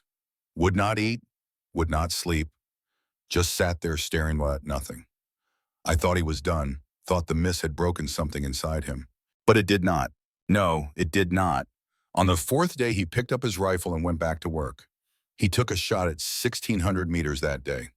Longest confirmed kill of the war, saved an entire platoon. Falcon turned to face her directly. The shot you missed does not define you, Morgan. The next shot does. That is what Steele learned that day. That is what he spent the rest of his life trying to teach people. Morgan looked at her hands. The shaking was subsiding. Not gone, but less. He never told me about that miss. He never told anyone. Except me, and now you. Why? Because you needed to hear it. Because you need to understand that perfection is a lie. Nobody is perfect. Not me, not you, not your grandfather. We are all just humans doing the best we can with what we have. He stood, his knees popping in protest. Now get up. We have work to do. Tariq Hassan is still out there, and we are going to find him. 36 hours later, Tariq Hassan came to them. The attack began at 0300, in the dead of night, when the FOB was at its most vulnerable. Mortar rounds started falling on the southern perimeter, explosions lighting up the darkness, sending soldiers scrambling for cover. But Morgan knew immediately that something was wrong. South perimeter, she said to Falcon. That is the obvious approach, the one they would expect us to defend. Falcon nodded, already moving toward the observation tower on the north wall. Diversion. The real attack will come from somewhere else. They reached the tower in under a minute, Morgan carrying her rifle, Falcon with the spotting scope. Below them, the southern perimeter was lit up with muzzle flashes and explosions, the defenders pouring fire into the darkness. But to the north, there was only silence. Falcon set up the scope, began scanning the terrain. Contact, he said quietly. Multiple vehicles, estimate 50-plus hostiles. Tactical formation, range 1,200 meters in closing. Morgan found them through her rifle scope. Technical trucks with mounted machine guns. Fighters moving with military precision. A coordinated assault force designed to hit the FOB from its weakest point while everyone was focused on the diversion. She keyed her radio. Viper 6, this is Overwatch. Contact north. Multiple hostiles, estimate 50-plus. Tactical formation. Main assault is coming from the north. Repeat, main assault is north. Shaw's voice came back immediately. Copy that, Overwatch. All units repositioned to north perimeter. Then Shaw added something unexpected. Overwatch, can you engage from your current position? Morgan looked at Falcon. He nodded. Affirmative, Viper 6. We can engage, but we will be exposed if they locate our position. Understood. Engage at will. Buy us time to reposition. Morgan settled into her shooting position, felt the familiar weight of the rifle against her shoulder, the familiar pressure of her cheek against the stock. Call target, she said. Falcon pressed round his eye to the scope. Lead vehicle, mounted gun, range 1,100, wind 8 miles per hour, left to right. Morgan adjusted, found the gunner in her crosshairs. A young man barely visible in the darkness, his hands on the weapon that could kill dozens of Americans in seconds. She fired. The gunner collapsed. The vehicle swerved, the driver panicking. Target down, Falcon said. Next target, second vehicle. Driver, range 1090. Morgan worked the bolt. chambered another round, found the target, fired, kill 2. They worked in rhythm, Falcon calling, Morgan shooting, 2 generations of snipers trained by the same man, operating as a single unit. Every shot found its mark, every target fell. Kill 3, a squad leader directing his men. Kill 4, an RPG gunner preparing to fire. Kill 5, a radio man calling for support. The enemy assault faltered. Their advance slowed as men went to ground, seeking cover from the invisible death that was claiming them one by one. But they did not stop. Whoever was commanding them knew how to handle sniper fire, knew how to keep his men moving despite the losses. They are still coming, Falcon said. Disciplined, professional. Morgan kept shooting. Kill 6, 7, 8. The battle developed into a brutal exchange. The FOB's defenders repositioning to the north wall, laying down suppressive fire. The enemy pressing forward despite their losses, driven by something stronger than survival instinct. Kill 9, 10, 11. Morgan's shoulder ached from the recoil. Her eyes burned from staring through the scope. But she did not stop. Could not stop. Every shot was a promise. Every kill was an American life saved. 12, 13, 14. The enemy commander finally showed himself. Morgan saw him through her scope, standing in the bed of a truck, directing his forces with hand signals. Even at this distance, she could see the authority in his posture, the calm certainty of a man who had done this many times before. She centered the crosshairs on his chest. "Falcon," she said quietly. "Is that him? Is that Tariq Hassan?" Falcon adjusted his scope, studied the figure for a long moment. "Cannot confirm. But whoever he is running this show." Morgan's finger tightened on the trigger. The range was 1,300 meters. The wind was gusting. The target was partially obscured by the vehicle's frame. It was a difficult shot, possible but not certain. If she missed, he would know exactly where she was, would focus every weapon on her position, would turn the hunter into the prey. "Do not take it," Falcon said, reading her thoughts. "The shot is too risky. Keep working the assault force." Morgan hesitated. The man who might be Tariq Hassan was right there, in her sights. The man who might have killed her grandfather. The man she had come here to find. But Falcon was right. The shot was too risky, and there were still Americans in danger. She shifted her aim, found another target. Fired. Kill 15. The battle raged for 18 more minutes. By the time the surviving enemy fighters retreated into the darkness, Morgan had fired 32 rounds. 27 of them had found their targets. Dawn came slowly, painting the mountains in shades of gold and red. The FOB looked like a war zone, which it was. Shell craters pocked the ground. Buildings bore the scars of shrapnel and bullets. The air smelled of smoke and cordite, and the particular copper scent of blood. Morgan sat in the operations center, exhausted, surrounded by maps and photographs and the remnants of a night of violence. Commander Shaw was there, along with Nathan Cole and the surviving members of SEAL Team Alpha. 27 confirmed kills, Shaw said, on top of the 23 from the previous engagement. In less than 48 hours, Miss Hayes, you have personally eliminated 50 enemy combatants. Morgan said nothing. The numbers did not mean anything to her. They were just numbers. What mattered was that the men in this room were still alive. "We recovered this from the enemy command post," Shaw continued. He held up a radio, military grade, the kind used by professional forces. There was a message on it, addressed to you specifically. He pressed play. The voice that came through the speaker was male, older, speaking English with a slight accent that decades had not erased. "Morgan Hayes, granddaughter of William Steele Hayes. You fight like your grandfather did. He was a worthy opponent. He died with honor, as soldiers should." Morgan's hands clenched into fists. "You have his courage, his skill. But this is not over. You took my men. I will take something you love. We will meet again. And when we do, I will show you what war truly costs." The recording ended. Silence filled the room. "That is Tariq Hassan," Sarah Mitchell said. She had arrived at some point during the night, drawn by the attack. "His voice pattern matches recordings we have from previous intercepts. He knows who I am," Morgan said quietly. "Knows about my grandfather. He has been watching you, tracking you. This whole thing, the ambush, the assault on the FOB, it was designed to test you, to understand what you can do." Sarah paused. "And now he is going to try to kill you personally." Morgan stood, walked to the window, looked out at the damaged base, at the men cleaning up the debris, at the flag still flying despite everything. "Let him try," she said. "Miss Hayes," Sarah said carefully, "Tariq Hassan has killed over 50 Americans in 18 years. He has evaded every attempt to capture or eliminate him. He is not someone to underestimate. I am not underestimating him. Morgan turned to face the room. I am going to find him. I am going to finish what my grandfather started, and I am going to end this. She looked at Falcon, who had been silent throughout the debrief. But first, I need answers. I need to know the whole truth. Falcon met her eyes. Something old and heavy passed between them. What happened on the highway of death, Falcon? What really happened between my grandfather and Tariq Hassan? The room went quiet.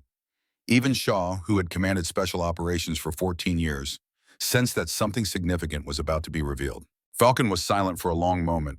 When he spoke, his voice was rough with memory. That is a story that needs whiskey. Lots of whiskey. Then get the whiskey, because I am done operating on half-truths and rumors. I need to know everything.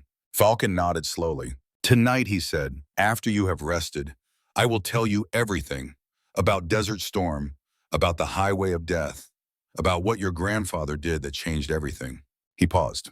And about why Tariq Hassan may not be the enemy you think he is. That night, as the fob settled into the uneasy quiet that followed combat, Falcon and Morgan sat alone on the roof of the observation tower. The stars were bright overhead, the same stars that had witnessed wars stretching back to the beginning of human history, the same stars that her grandfather had looked at all those years ago on a different battlefield, in a different war. Falcon poured 2 glasses of whiskey, handed one to Morgan. What I am about to tell you, he said, changes everything.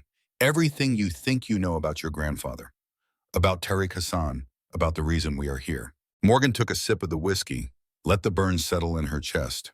Tell me. Falcon looked at the stars for a long moment. Then he began to speak. February 1991, the ground war had just begun. Your grandfather and I were attached to a reconnaissance unit, moving ahead of the main force, scouting enemy positions. He paused. We came to a road. Highway 80, they called it later. The Highway of Death. Morgan nodded. She knew the name. Everyone knew the name. It was one of the most famous images of the Gulf War. A road clogged with destroyed vehicles, the wreckage of an army caught in the open by American air power. What they do not tell you in the history books, Falcon continued, is what happened before the bombing. What happened when your grandfather and I came across an Iraqi tank column that was still intact. He took a long drink of whiskey. There was a tank, burning, crew dead or dying. But one man was still alive, an officer. He was trapped in the wreckage, screaming, Tariq Hassan, Tariq Hassan. Falcon's eyes met Morgan's. Your grandfather saved his life, Morgan. Pulled him out of that burning tank when he should have let him die. Carried him to safety while Iraqi soldiers shot at us from every direction. Why, Morgan asked. Why would he save an enemy? Falcon was quiet for a moment. Ask him that yourself, he said. Tomorrow, we have a meeting arranged. With who? With Tariq Hassan. He wants to talk. And I think after everything that has happened, you need to hear what he has to say. Morgan stared at Falcon. You have been in contact with him for 6 years since your grandfather died.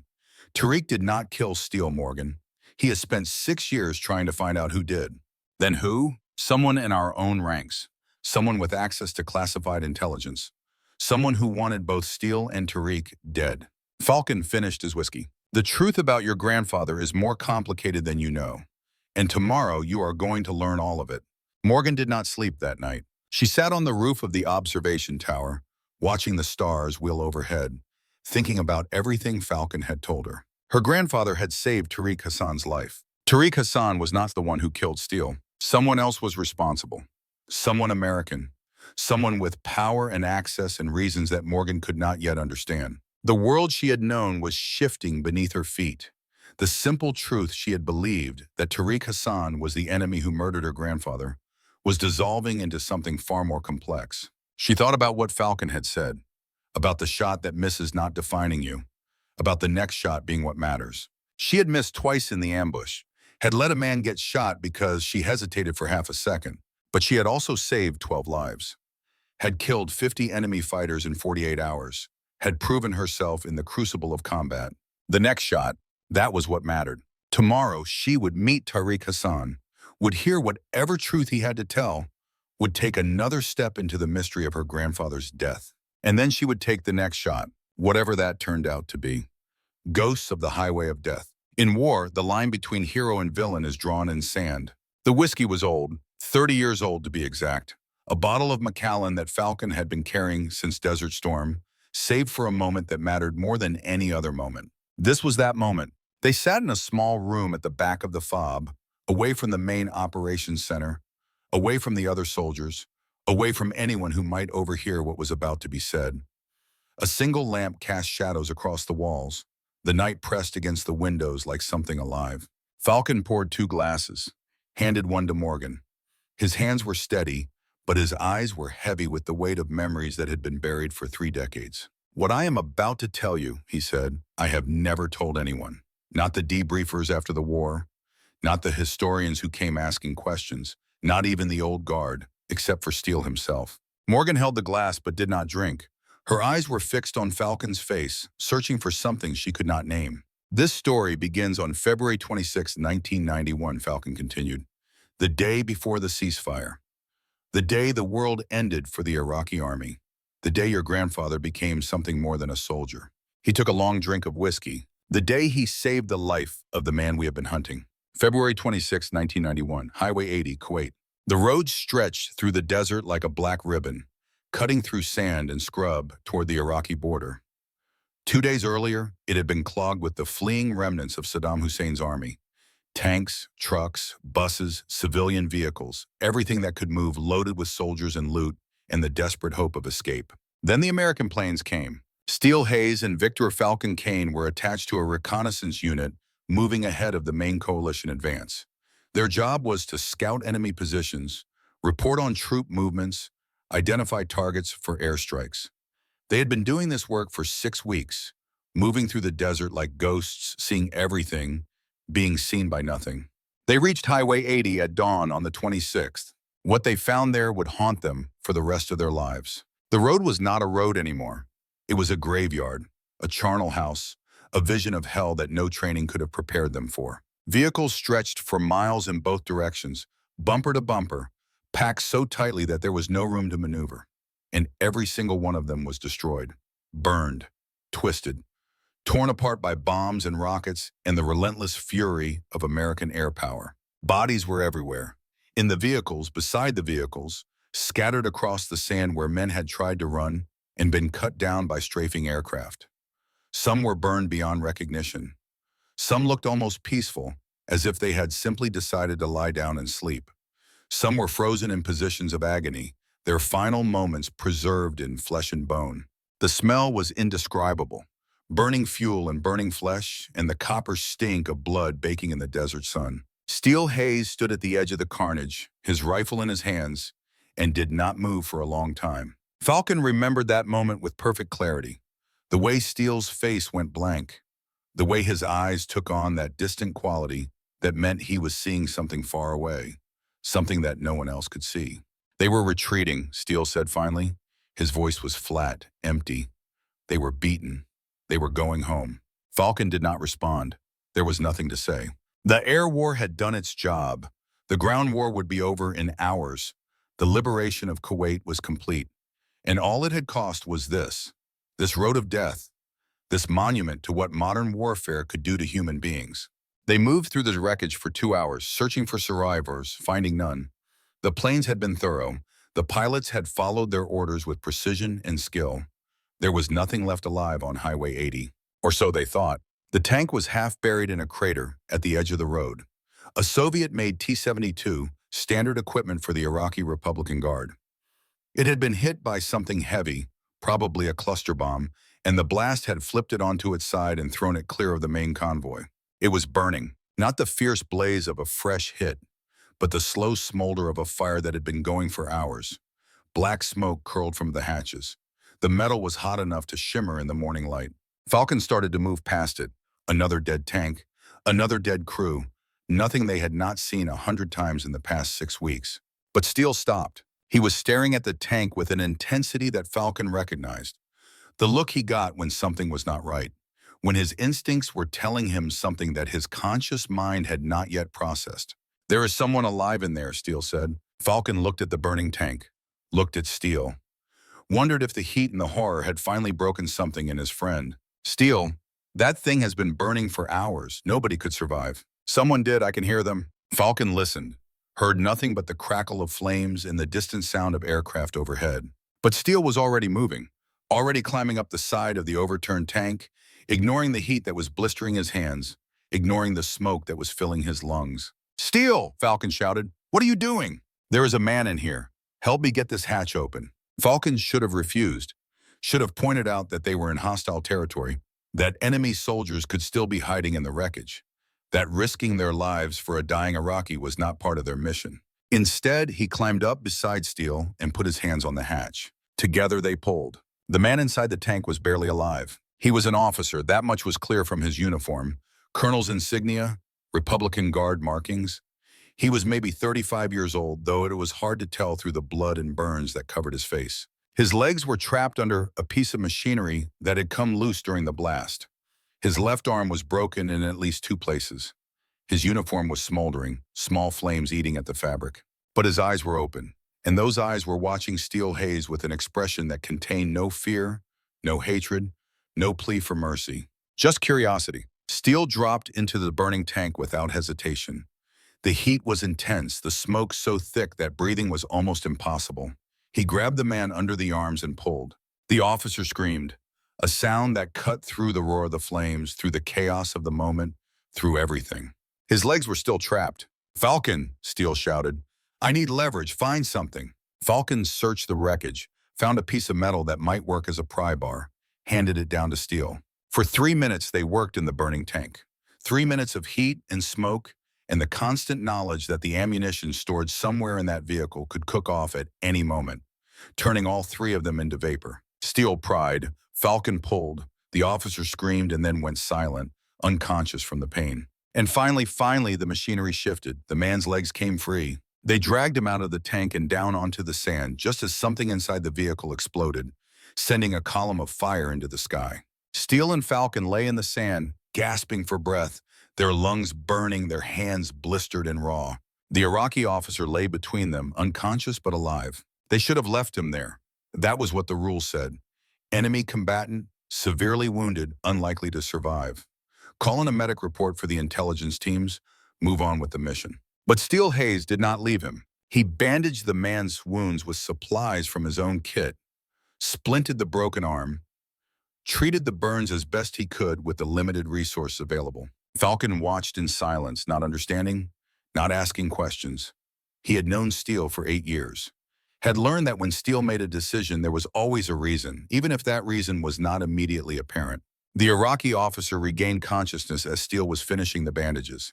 His eyes opened slowly, focused on the American kneeling beside him.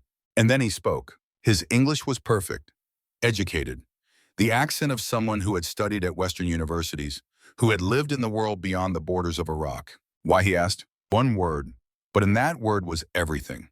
The confusion of a man who had been taught that Americans were enemies, monsters, invaders.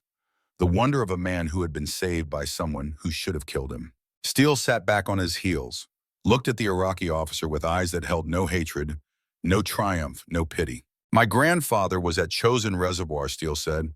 "Korea, 1950. His unit was overrun by Chinese forces. He was wounded, lying in the snow, certain he was going to die." The Iraqi officer listened without speaking.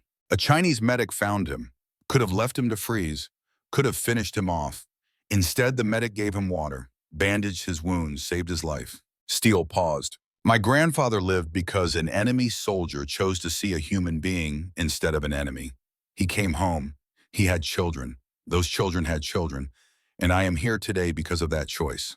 The Iraqi officer was quiet for a long moment. "So you saved me because of a debt your grandfather owed to a Chinese soldier 50 years ago?" "No," Steele said. "I saved you because that is what soldiers do. Real soldiers. The ones who understand that the uniform does not change what we are underneath." He stood, brushing sand from his knees. "What happens now is up to you. You can go back to your army if there is anything left of it. You can surrender to coalition forces. Or you can die out here in the sand, your choice." The officer looked at him with those curious, unreadable eyes. "My name is Tariq Hassan, Colonel 4th Tank Brigade, Republican Guard." Steele nodded. "Master Sergeant William Hayes. Everyone calls me Steele." Something passed between them in that moment. Not friendship, exactly. Not respect, though that was part of it. Something older and deeper, the recognition of one warrior by another. "I will remember this," Tariq Hassan said. "I will remember you." Steele nodded once. Then he turned and started walking back toward the road, toward the carnage of the highway of death, toward a war that was almost over, but would never truly end. Falcon followed, but he looked back once, saw Tariq Hassan watching them go, his eyes filled with something that might have been gratitude or wonder, or the first stirrings of a respect that would define the rest of his life. That single moment on the highway of death would echo through 3 decades of history, would shape the destinies of 2 families separated by oceans and ideologies, would create a bond between enemies that would outlast wars and regimes and everything that the world thought it knew about good and evil. Steele never spoke of what happened that day, not to the debriefers who questioned them about the advance, not to the commanders who wanted to know about enemy positions, not to the historians who came later, seeking stories of heroism and sacrifice. He kept it buried, a secret between himself and Falcon, a memory that belonged only to them and the Iraqi officer they had saved. But Falcon remembered. Every detail, every word, the heat of the burning tank, the weight of the injured man as they dragged him to safety, the look in Tariq Hassan's eyes when he asked why, and Steele's answer, the story about his grandfather at Chosin, the Chinese medic who had shown mercy to an enemy, the debt that had passed down through generations, waiting for the moment when it could be repaid. That was the man your grandfather was, Falcon said quietly, his voice rough with emotion. Not just a soldier, not just a sniper, a man who understood that honor transcends borders, that humanity exists on both sides of any conflict, that sometimes the most important battle is the one you fight against your own hatred. Falcon paused in his telling, poured himself another whiskey. His eyes were distant, lost in memories that were 30 years old but felt like yesterday. But that is not the whole story, Morgan said. There is something else, something you have not told me. Falcon nodded slowly. Steele and I did not learn the rest of it until years later, until Tariq reached out to make contact, until we understood who he really was. Who was he? A man caught between 2 worlds. A soldier who followed orders but drew the line at certain things. A man who did something remarkable 2 weeks before we found him in that tank. Falcon leaned forward. 2 weeks before the highway of death, Tariq Hassan was commanding a prisoner detention facility near Basra. His superiors had given him 12 American prisoners of war, pilots mostly, men who had been shot down during the air campaign, young men with families waiting for them back home, men who had done nothing but follow orders, the same as any soldier on either side. Morgan felt something cold touch her spine. The orders came directly from Baghdad, Falcon continued, from Saddam Hussein himself. Execute them. Film it. Use the footage for propaganda. Show the world what happens to Americans who attack Iraq. Make them beg. Make them cry. Make their deaths as public and humiliating as possible. Tariq received those orders on the morning of February 12th. He read them twice. Looked at the 12 Americans in his custody. Looked at the orders again. And then he did something that no one expected. What happened? Tariq refused. The word hung in the air like a gunshot. He did not just refuse, Falcon said. He put his own life at risk to save theirs. He falsified records, reported that the prisoners had died in an American airstrike, created false death certificates, bribed guards to keep their mouths shut. Then, in the dead of night, he loaded those 12 Americans into trucks, drove them himself through checkpoints where one wrong word would have meant death for all of them. Found a location near the Kuwaiti border where he knew American forces would pass. He left them there, bound loosely enough that they could free themselves within hours, with enough water and food to survive until rescue came. He saved 12 American lives. Yes, 12 pilots who went home to their families. 12 men who are alive today with children and grandchildren, because an Iraqi colonel committed treason against his own government to do the right thing. Falcon's voice was heavy with something like reverence. One of those pilots was Lieutenant James Morrison. He was from Billings, Montana, just 2 hours from your grandfather's ranch. He had a wife named Sarah and a 3-year-old daughter named Emily. He had been counting the days until he could go home to them. Morgan felt tears prick her eyes, felt the weight of the story settling into her bones. After the war, Morrison spent years trying to find the man who saved him, the man who had risked everything for strangers. The man who had said, as he cut their bonds, that some orders should never be followed. That honor matters more than obedience. That there are lines that no soldier should cross, no matter who gives the command. Morrison eventually found Steele, told him the story, described the Iraqi colonel who had shown mercy, when mercy was the last thing anyone expected. Steele knew immediately who it was. The man from the burning tank. The man he had saved on the highway of death. The man who had looked at him with those curious, unreadable eyes and said he would remember. The debts had balanced. A life saved for a life saved, but the connection between them had only begun. And when Steele found Tariq again, they met in 97, Jordan, neutral territory, and they discovered that they had more in common than they ever imagined, that the bond forged in fire on the highway of death had created something neither of them expected, a friendship that transcended borders, a respect that defied everything the world believed about enemies. Morgan's hands were gripping her glass so tightly that her knuckles had gone white. He saved 12 American pilots, and then my grandfather saved him. Two debts, going in opposite directions. It is more complicated than that, Falcon said. Tariq did not know that Steele was one of the men hunting for him. Did not know that American intelligence was trying to find him for years. But Steele knew who Tariq was, knew about the prisoners. Yes, and he made a decision. A decision that the old guard agreed with, even if we never spoke of it again. What decision?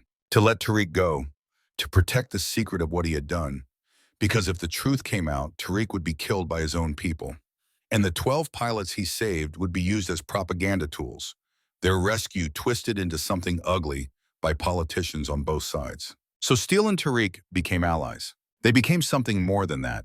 They became soldiers who understood each other, who respected the code they had both chosen to live by, who recognized that honor exists on both sides of any war, in the hearts of men who choose to be better than the conflict they are fighting. Morgan set down her glass. If Tariq is such an honorable man, why is he working with the Taliban?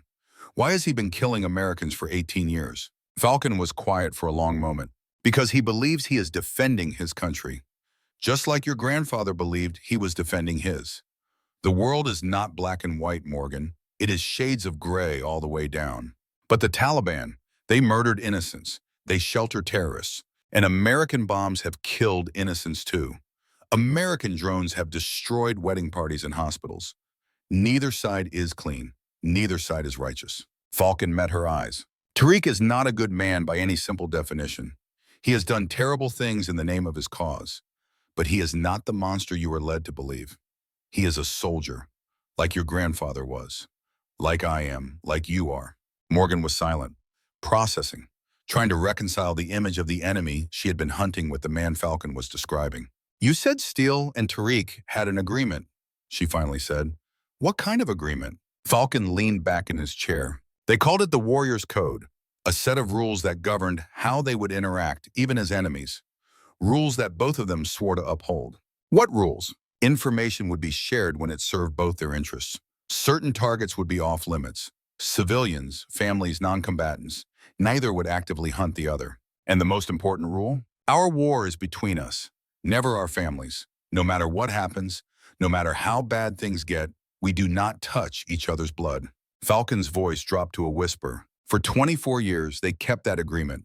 For 24 years, they respected the code. Until someone broke it. Yes, until someone killed Steele. Until someone decided that the code meant nothing. That honor was just a word. That promises could be broken without consequence. Morgan stood, walked to the window, looked out at the Afghan night. If Tariq did not kill my grandfather, who did? Someone who knew about the agreement. Someone with access to classified resources. Someone who wanted both Steele and Tariq dead. Someone in the old guard. Falcon did not answer, but his silence was answer enough. One of them, Morgan said. One of the 4 men who stood at his grave. One of the men who called him brother. I have spent 6 years trying to find proof, Falcon said. 6 years of investigation, dead ends, false leads. But I believe with everything I am that Steele was killed by someone close to him. Someone he trusted.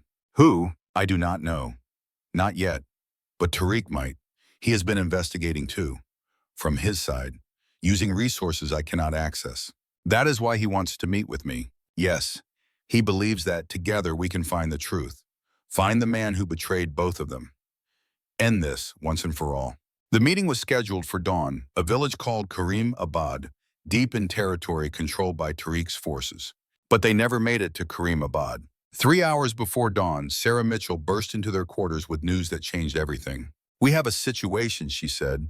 Her face was pale, her voice tight with urgency. Tariq's communication network just lit up. Something big is happening. Morgan was on her feet instantly.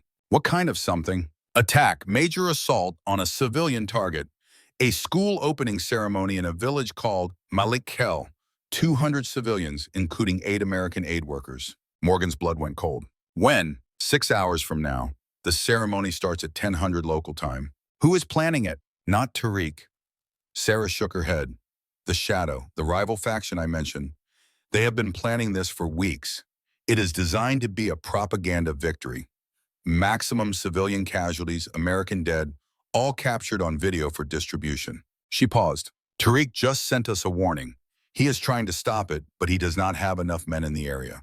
He is asking for help. Morgan looked at Falcon. Falcon looked back. This is a trap, Morgan said. Possibly, Falcon agreed. The Shadow knows we are looking for Tariq, knows we want to meet with him.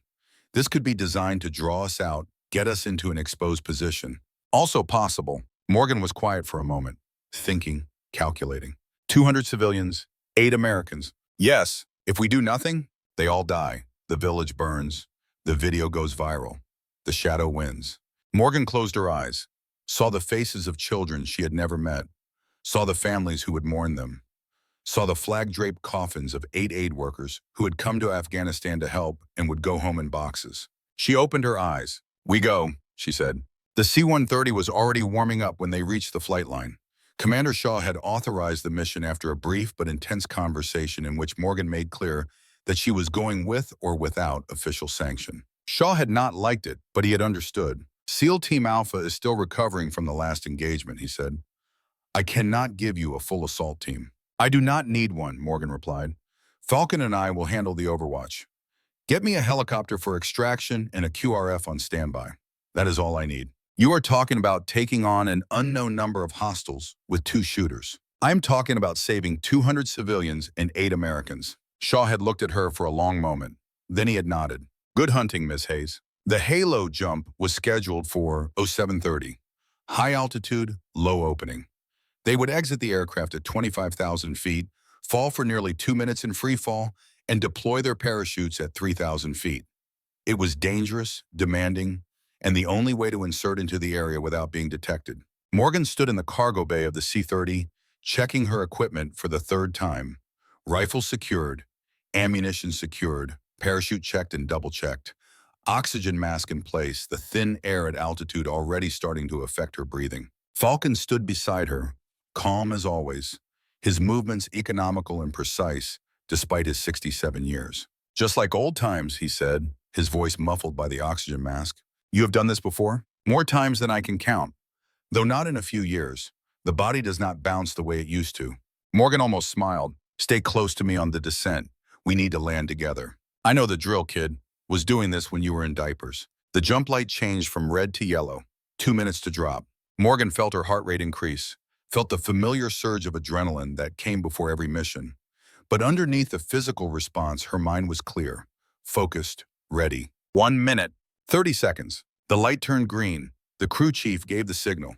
Morgan and Falcon stepped into nothing. Free fall at terminal velocity was like dying and being reborn at the same time. The wind was a physical force, tearing at clothing, trying to rip away equipment.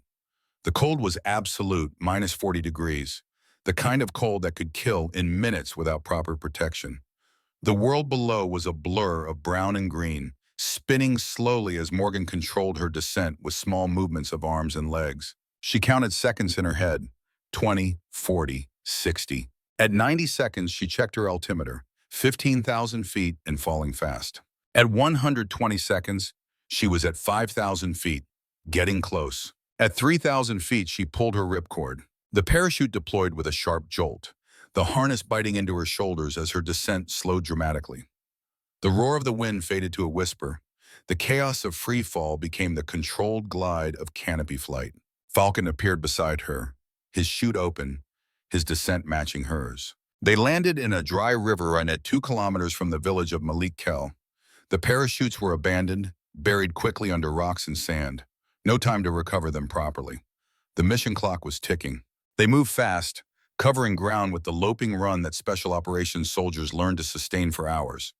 The terrain was rough, broken country full of rocks and gullies and the ever-present dust of Afghanistan. Morgan's rifle was in her hands, ready for instant use. Her eyes scanned the horizon constantly, looking for threats, looking for the signs that would tell her if they were walking into an ambush. But the landscape was quiet, empty. Whatever was waiting for them was still ahead. They reached their overwatch position with 40 minutes to spare. The village of Malik Kel spread out below them, a collection of mud brick buildings arranged around a central square. At the edge of the village, a new structure stood out from the others. Clean lines, fresh paint, windows that actually had glass. The school. Morgan set up her rifle and began scanning the area through her scope. The square was filling with people. Women in brightly colored dresses. Children running and playing, excited by the ceremony. Men in traditional Afghan clothing, beards and turbans, and the weathered faces of people who had survived decades of war. And mixed among them, obvious in their Western clothing and pale skin, aid Americans. Aid workers, Sarah Mitchell had said. People who had come to Afghanistan to build schools and dig wells and teach children that there was more to life than war. They had no idea what was coming for them. "I have the ceremony," Falcon said, his eye pressed to the spotting scope. "Looks like the officials are arriving. Maybe 15 minutes until it starts." "Enemy? Not yet. But they will be coming from the west. That is the only road that can handle vehicles." Morgan shifted her aim, scanning the western approach. For 10 minutes, there was nothing. Just dust and rocks and the empty road winding through the hills. Then she saw them. "Contact," she said quietly. "Multiple vehicles, technical trucks. Estimate 40+ hostiles." Falcon found them in his scope. "I count 53, armed, moving tactical. They will be at the village in 8 minutes." Morgan's mind raced through calculations. 53 hostiles against 2 snipers. The village defenders, if there were any, would be overwhelmed in minutes. The ceremony would become a massacre. Unless she stopped it. She keyed her radio. "Viper 6, this is Overwatch. Contact west of Malik Kel, 50+ hostiles inbound. Request immediate air support." The response was not what she wanted. "Overwatch, no air assets available in your area. Weather has grounded everything east of the mountains. QRF is 2 hours out." 2 hours. Everyone in that village would be dead in 2 hours. "Understood, Viper 6, Overwatch engaging." She did not wait for acknowledgement. There was no time. The first shot took out the lead vehicle's driver at 1,100 meters. The truck swerved, crashed into a ditch. The fighters inside scrambled for cover, confused, looking for the source of the fire. Morgan was already on to the second target, the gunner on the second truck, reaching for his weapon. She dropped him before his hands touched the grip.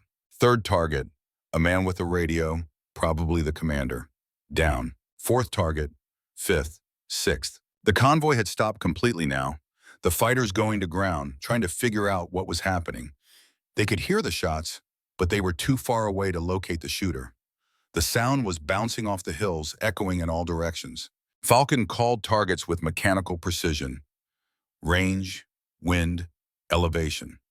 Morgan processed the information and fired. Processed and fired. Processed and fired. 7, 8, 9, 10, 11, 12. The fighters were starting to panic. They had expected to roll into a defenseless village, slaughter everyone, and leave before any response could arrive.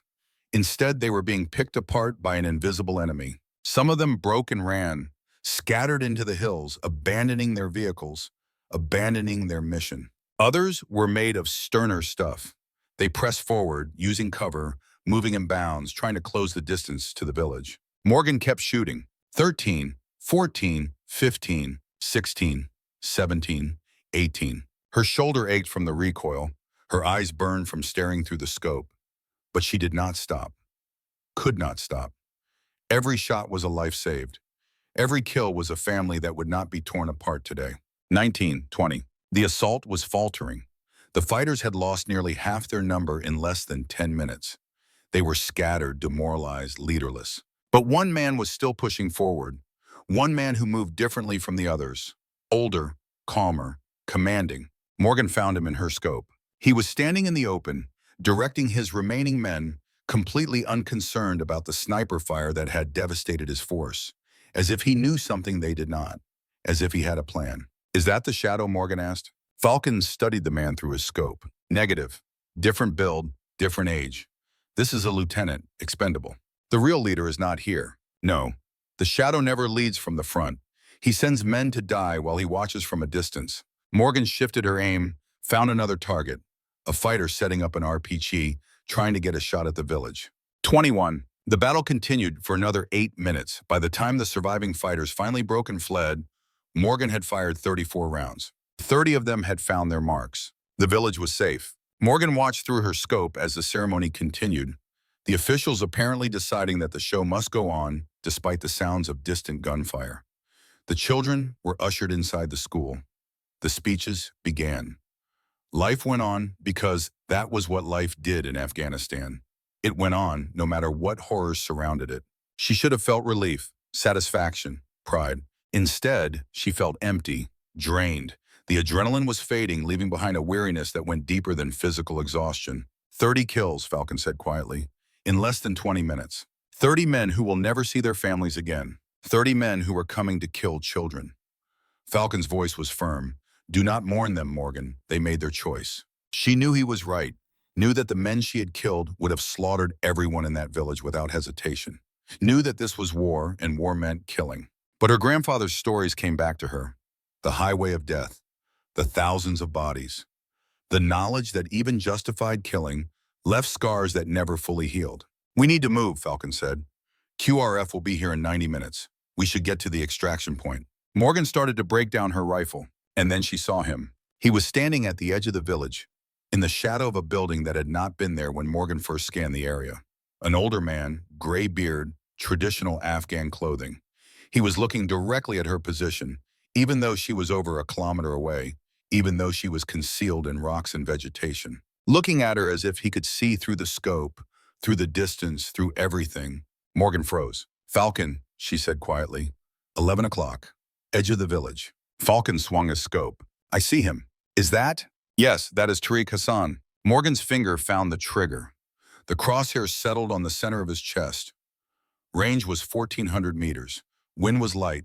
The shot was difficult but makeable. One squeeze of the trigger, one bullet, and the man who might or might not have killed her grandfather would be dead. Morgan, Falcon said, wait. He killed Steele. We do not know that. He is Taliban. He is the enemy. He saved 12 American pilots. He warned us about this attack. He tried to save these people. He is standing right there. I have the shot. And if you miss, if you only wound him, he will know exactly where we are. He will have men on us in minutes. Morgan's finger tightened on the trigger. The crosshairs did not waver, but she did not fire because Falcon was right. The shot was not certain. And if she missed, if she took the chance and failed, Tariq Hassan would know where she was, would send men to kill her, would escape into the Afghan wilderness to plan another day's violence. And all those people in the village, still celebrating, still unaware of how close they had come to death, would be at risk again. She could take the shot and maybe kill Tariq Hassan, or she could hold her fire and definitely keep those civilians safe. Morgan made her choice. She lowered her rifle. Tariq Hassan watched her for another long moment. Then slowly, deliberately, he raised one hand. Not a wave, not a salute, just an acknowledgement, a recognition. He knew she had him in her sights, knew she had chosen not to fire, and he was telling her that he understood. Then he turned and walked away, disappearing into the village, vanishing as completely as if he had never existed. He wanted you to see him, Falcon said. He wanted you to have the chance to kill him. Why? Because he needed to know what kind of person you are, whether you would take the shot or hold your fire, whether you are the kind of soldier your grandfather was. Morgan stared at the spot where Tariq had been standing. And what kind of soldier was my grandfather? The kind who saved an enemy from a burning tank because it was the right thing to do. The kind who built alliances with men he should have killed because he saw something worth saving in them. The kind who understood that the world is more complicated than good and evil, friend and enemy. Falcon started packing his gear. You passed his test, Morgan. Now he knows you are your grandfather's blood. Now he knows he can trust you. Trust me to do what? To find the truth. To punish whoever killed Steele. To honor the code that they built together. Morgan was quiet for a long moment. Then she finished breaking down her rifle and started the long walk to the extraction point. Behind her, the village of Malik Kel continued its celebration. Children laughed, music played, life went on. And somewhere in the shadows, Tariq Hassan was watching, waiting, planning. The meeting would happen, Morgan realized. Not today, not here, but soon. And when it did, she would finally learn the truth about her grandfather, about the code, about the enemy who had broken it, and about what she would have to do to make things right. The betrayal. The deepest wounds come from those closest to us. The meeting with Tariq Hassan happened 3 days after the battle at Malik Kel. It was not in the village he had originally proposed. Too many eyes there now. Too many questions about the mysterious sniper who had saved 200 civilians from slaughter. Instead, the meeting took place in a cave system high in the mountains, a place that had sheltered warriors for 1,000 years. Morgan went alone. Falcon had wanted to come, had argued fiercely against her walking into what could easily be a trap. But Morgan had made her decision. If Tariq wanted me dead, she said, he would have killed me at Malik Kel. He had men in that village. He could have taken me the moment I lowered my rifle. That does not mean he will not kill you now. No, it does not. But I need to hear what he has to say. And I need to hear it without a spotter watching through a scope, ready to put a bullet in his head if I give the signal. So Morgan climbed into the mountains alone, following coordinates that Tariq had provided through a chain of intermediaries. The path was treacherous, narrow trails carved into cliff faces, loose rock that could send a careless climber tumbling into the abyss. She reached the cave at sunset. Tariq Hassan was waiting inside, seated on a worn carpet, a small fire casting dancing shadows on the walls. He looked older than she had expected. The years and the wars had carved deep lines into his face. His beard was more gray than black now, his hands weathered and scarred. But his eyes were sharp, alert, the eyes of a predator who had survived by never letting his guard down. Morgan Hayes, he said. His voice was soft, cultured, carrying the faint accent of someone who had learned English in British schools decades ago. You have your grandfather's eyes. Morgan sat across from him, the fire between them. Her rifle was slung across her back, within reach but not threatening. You knew him well enough to recognize his eyes in mine. I knew him for 34 years, from the day he pulled me out of a burning tank to the day he died. I knew him better than most men know their own brothers, and yet you let him die. Tariq's expression did not change. I tried to save him. I sent warning. The warning was intercepted. By who? That is what we are here to discuss. He reached into his robes and Morgan's hand moved instinctively toward her sidearm. But Tariq only produced a folder, worn and thick with documents. I have spent 6 years gathering this information, he said, piecing together fragments, following trails that others thought were cold. Your grandfather and I had an agreement. When that agreement was broken, when he was murdered, I made it my mission to find the one responsible. He slid the folder across the carpet toward her. The answer is in there. But I warn you, Morgan Hayes, the truth is not what you expect, and it will change everything you believe about your family. Morgan opened the folder. The first document was a mission report, dated March 15, 2003, Operation Phantom, Iraq. She read it slowly, carefully, her eyes scanning the familiar military formatting, the clinical language that reduced violence and death to coordinates and casualty figures. Operation Phantom had been a reconnaissance mission, a 12-man squad inserted into hostile territory to gather intelligence on Iraqi defensive positions ahead of the main American advance. Standard procedure. Routine as much as anything in war could be routine. The squad had been ambushed. 8 men killed, 4 survivors.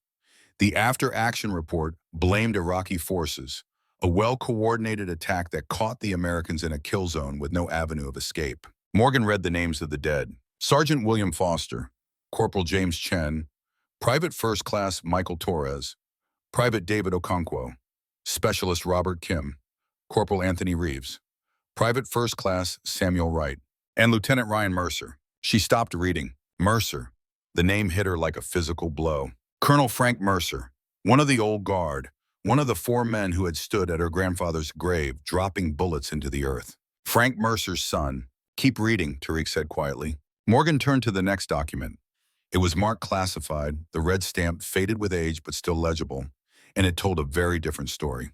The ambush had not been an ambush. It had been friendly fire. The squad had called for air support when they encountered unexpected resistance. The coordinates they provided were accurate, marking an Iraqi position 200 meters north of their location. But somewhere in the chain of communication, something went wrong. The coordinates that reached the aircraft were different, off by 200 meters, placing the strike directly on top of the American squad. The bombs fell at 14:23 hours. 8 men died instantly. The 4 survivors were wounded, scattered, lucky in ways that would haunt them for the rest of their lives. The investigation that followed was classified at the highest levels. The official report blamed the Iraqis. The real report, the one Morgan was reading now, blamed something else entirely. Human error, a mistake in transcription, a moment of confusion in the fog of war. And the man who had called in the strike, the man who had provided the coordinates that were somehow changed, was Master Sergeant William Steele Hayes. Morgan's hands were shaking. She forced herself to keep reading. Steele had not known, not at first.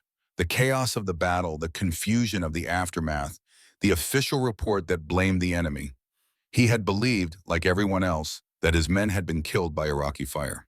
But Steele Hayes was not a man who accepted easy answers. He had investigated on his own, pulled strings, called in favors, accessed records that he should not have been able to access. And eventually he had found the truth. His coordinates had been correct, but somewhere between his radio and the aircraft, those coordinates had been changed. By accident or by design, he never knew. But the result was the same. 8 men dead, including Ryan Mercer. Steele had buried the truth, had accepted responsibility in a classified report that would never see the light of day. Had carried that weight for 20 years, never telling anyone except one person. His spotter, his brother in all but blood. Victor Falcon Kane. Morgan closed the folder. Her mind was racing, trying to process what she had read, trying to reconcile the grandfather she had known with the man in these documents. Steele Hayes, the hero, the legend, the man who had taught her everything she knew about honor and duty and the meaning of service. He had killed 8 of his own men, not deliberately, not with malice, but through error, through the chaos of war, through the simple human failing of being in the wrong place at the wrong time with the wrong information. And he had lied about it for 20 years. Falcon knew, Morgan said. Her voice sounded strange to her own ears. Yes, your grandfather told him shortly after he discovered the truth. Falcon helped him bury it. Why hide it? Because the truth would have destroyed more than Steele's reputation. It would have destroyed the memory of the men who died. Their families believed they were killed by the enemy, died heroes fighting for their country. The truth would have taken that from them. Morgan thought about the families, the wives and children and parents who had been told that their loved ones died bravely, fighting the enemy. The comfort they had found in that lie. And she thought about Frank Mercer. He found out, she said. Frank found out about his son. 2 years ago, Tariq's voice was heavy with something that might have been sympathy. He gained access to the classified report. I do not know how. He is a colonel with high-level clearances. Perhaps he simply asked the right questions of the right people. Morgan stared at the fire. The flames danced and flickered, casting shadows that looked like ghosts. So Frank killed my grandfather because of Ryan. Frank Mercer is a complicated man. I have studied him for 2 years, trying to understand his motivations. He loved your grandfather like a brother. For 40 years, they served together, fought together, buried friends together.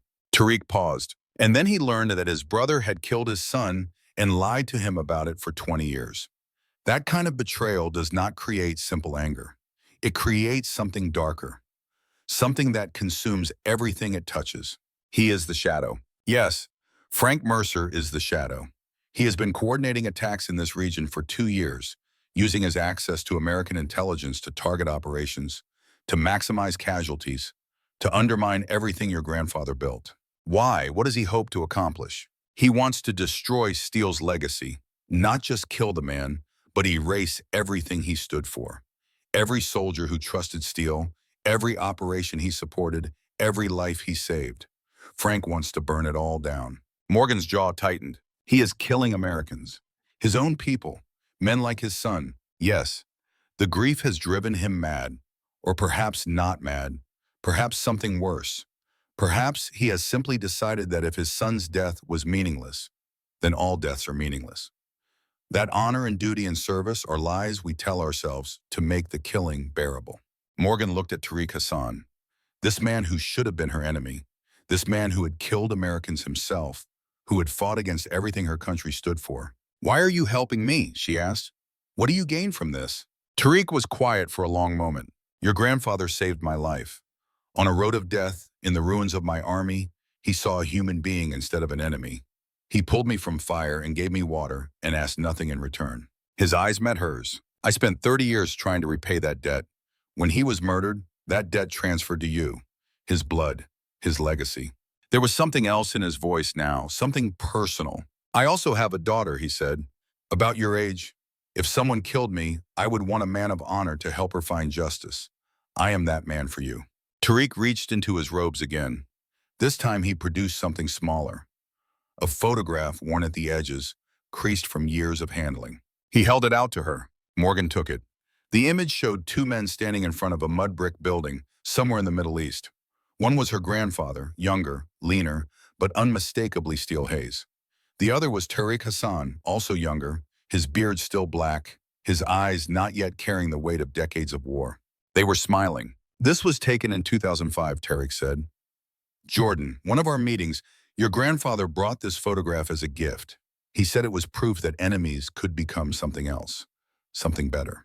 Morgan stared at the image, at her grandfather's smile, at the genuine warmth in his expression as he stood beside a man who should have been his mortal enemy. He believed in redemption, Tariq continued. That was what made him different from other soldiers. He understood that people could change, that the man who fights you today might become the man who saves you tomorrow. Is that why you are helping me? Because you believe in redemption? I am helping you because your grandfather earned my loyalty. Because the code we built together matters more than nations or ideologies. Because when a man saves your life, you owe him something that transcends politics. Tariq's eyes were steady, unflinching. And because Frank Mercer has become something that neither your grandfather nor I would tolerate. A man who kills without purpose, who destroys without reason, who has let his grief transform him into the very thing he once fought against. Morgan slipped the photograph into her pocket. She would keep it, a reminder of the grandfather she thought she knew and the grandfather she was only now beginning to understand. One more question, she said. Ask. If you find Frank before I do, what will you do? Tariq was quiet for a long moment. I will kill him, he said simply. Not for revenge, not for justice, but because he has violated the code, because he has become a threat to everything your grandfather and I built together. Because some men cannot be redeemed, and Frank Mercer is one of them. Morgan nodded slowly. Then we understand each other. Yes, I believe we do. She stood, preparing to leave. But Tariq spoke one more time. Morgan Hayes. She turned. Your grandfather would be proud of you.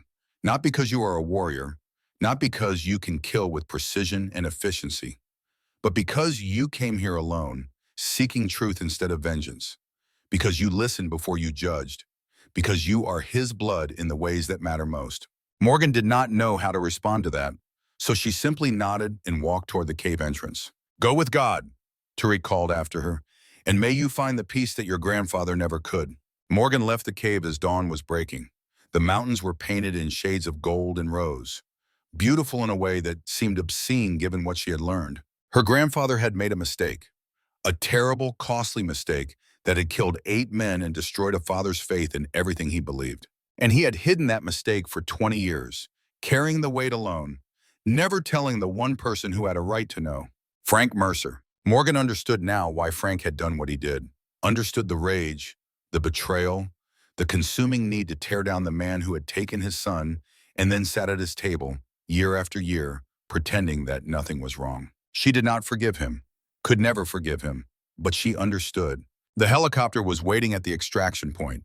Falcon was there, pacing anxiously, his face flooding with relief when he saw her emerge from the trees. Morgan, thank God.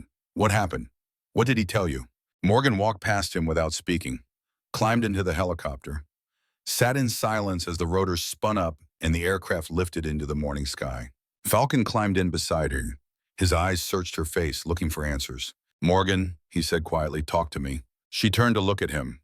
Her eyes were flat, cold, the eyes of a woman who had just watched her world collapse. You knew. 2 words. But in those words was everything. The accusation, the betrayal, the shattering of trust. Falcon closed his eyes. When he opened them again, they were wet. Yes, he said, I knew. The flight back to the FOB took 2 hours. Morgan did not speak for most of it.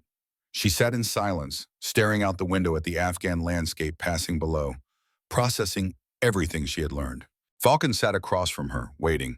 He knew better than to push, knew that whatever came next would come in its own time. Finally, as the FOB appeared on the horizon, Morgan spoke. How long? Falcon understood the question. Your grandfather found out in 2007, 4 years after the incident. He came to me because he did not know what to do. The official report had already been filed. The families had already been told. Changing the story would destroy lives. So you helped him cover it up. I helped him make a decision. The decision to carry the weight himself rather than pass it on to others. Morgan's jaw tightened. Frank Mercer had a right to know. Yes, he did. And your grandfather spent 20 years trying to find a way to tell him, a way that would not destroy both of them. He never found it. No, he never did. The helicopter touched down. Morgan unbuckled her harness, started to rise. Falcon grabbed her arm. Morgan, listen to me. Your grandfather was not a perfect man. He made a mistake that cost lives. But he spent the rest of his days trying to make amends. Every soldier he trained, every operation he supported, every life he saved. It was all his way of trying to balance the scales. Morgan looked at him. Did it work? No. Falcon's voice was heavy. Nothing could bring those men back. Nothing could give Frank his son.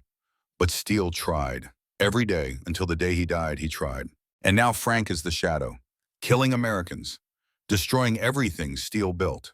Yes, Morgan pulled her arm free. Then I will stop him. And when I do, I will make him answer for what he has done, for Steele, for the men he has killed, for everyone. She walked away without looking back. Sarah Mitchell was waiting in the operations center with new intelligence. We have been tracking the Shadows network for months, she said. After what you told me about Frank Mercer, we started looking at his activities more closely. She pulled up a map on the main screen. He has been moving resources for weeks. Men, weapons, communications equipment, all flowing toward a single location. Where? Montana. Morgan felt something cold settle in her chest. Montana? His cabin. 10 miles from your grandfather's ranch. He has been there for 40 years. Your grandfather was his neighbor. Sarah zoomed in on the satellite image. A cluster of buildings in a valley surrounded by mountains and forest. The cabin was larger than Morgan remembered, with several outbuildings that had not been there when she was a child. We believe he is planning something big, and whatever it is happening soon. Morgan studied the image. The terrain was familiar. She had hunted these mountains with her grandfather, had learned to shoot on ranges that were visible at the edge of the frame. How many men does he have? Unknown.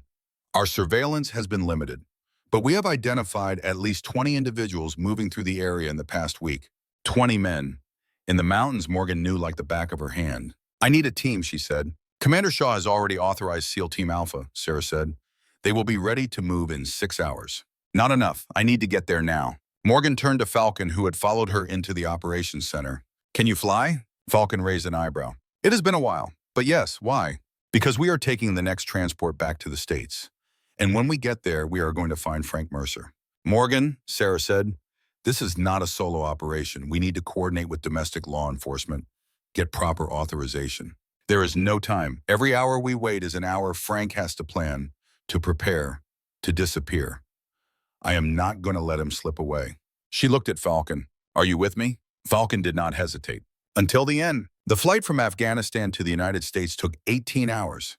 18 hours of cramped military transport, refueling stops, the grinding tedium of travel that preceded every operation. Morgan used the time to prepare. She cleaned her rifle 3 times, checked her ammunition, studied maps of the Montana terrain until she could navigate it blindfolded.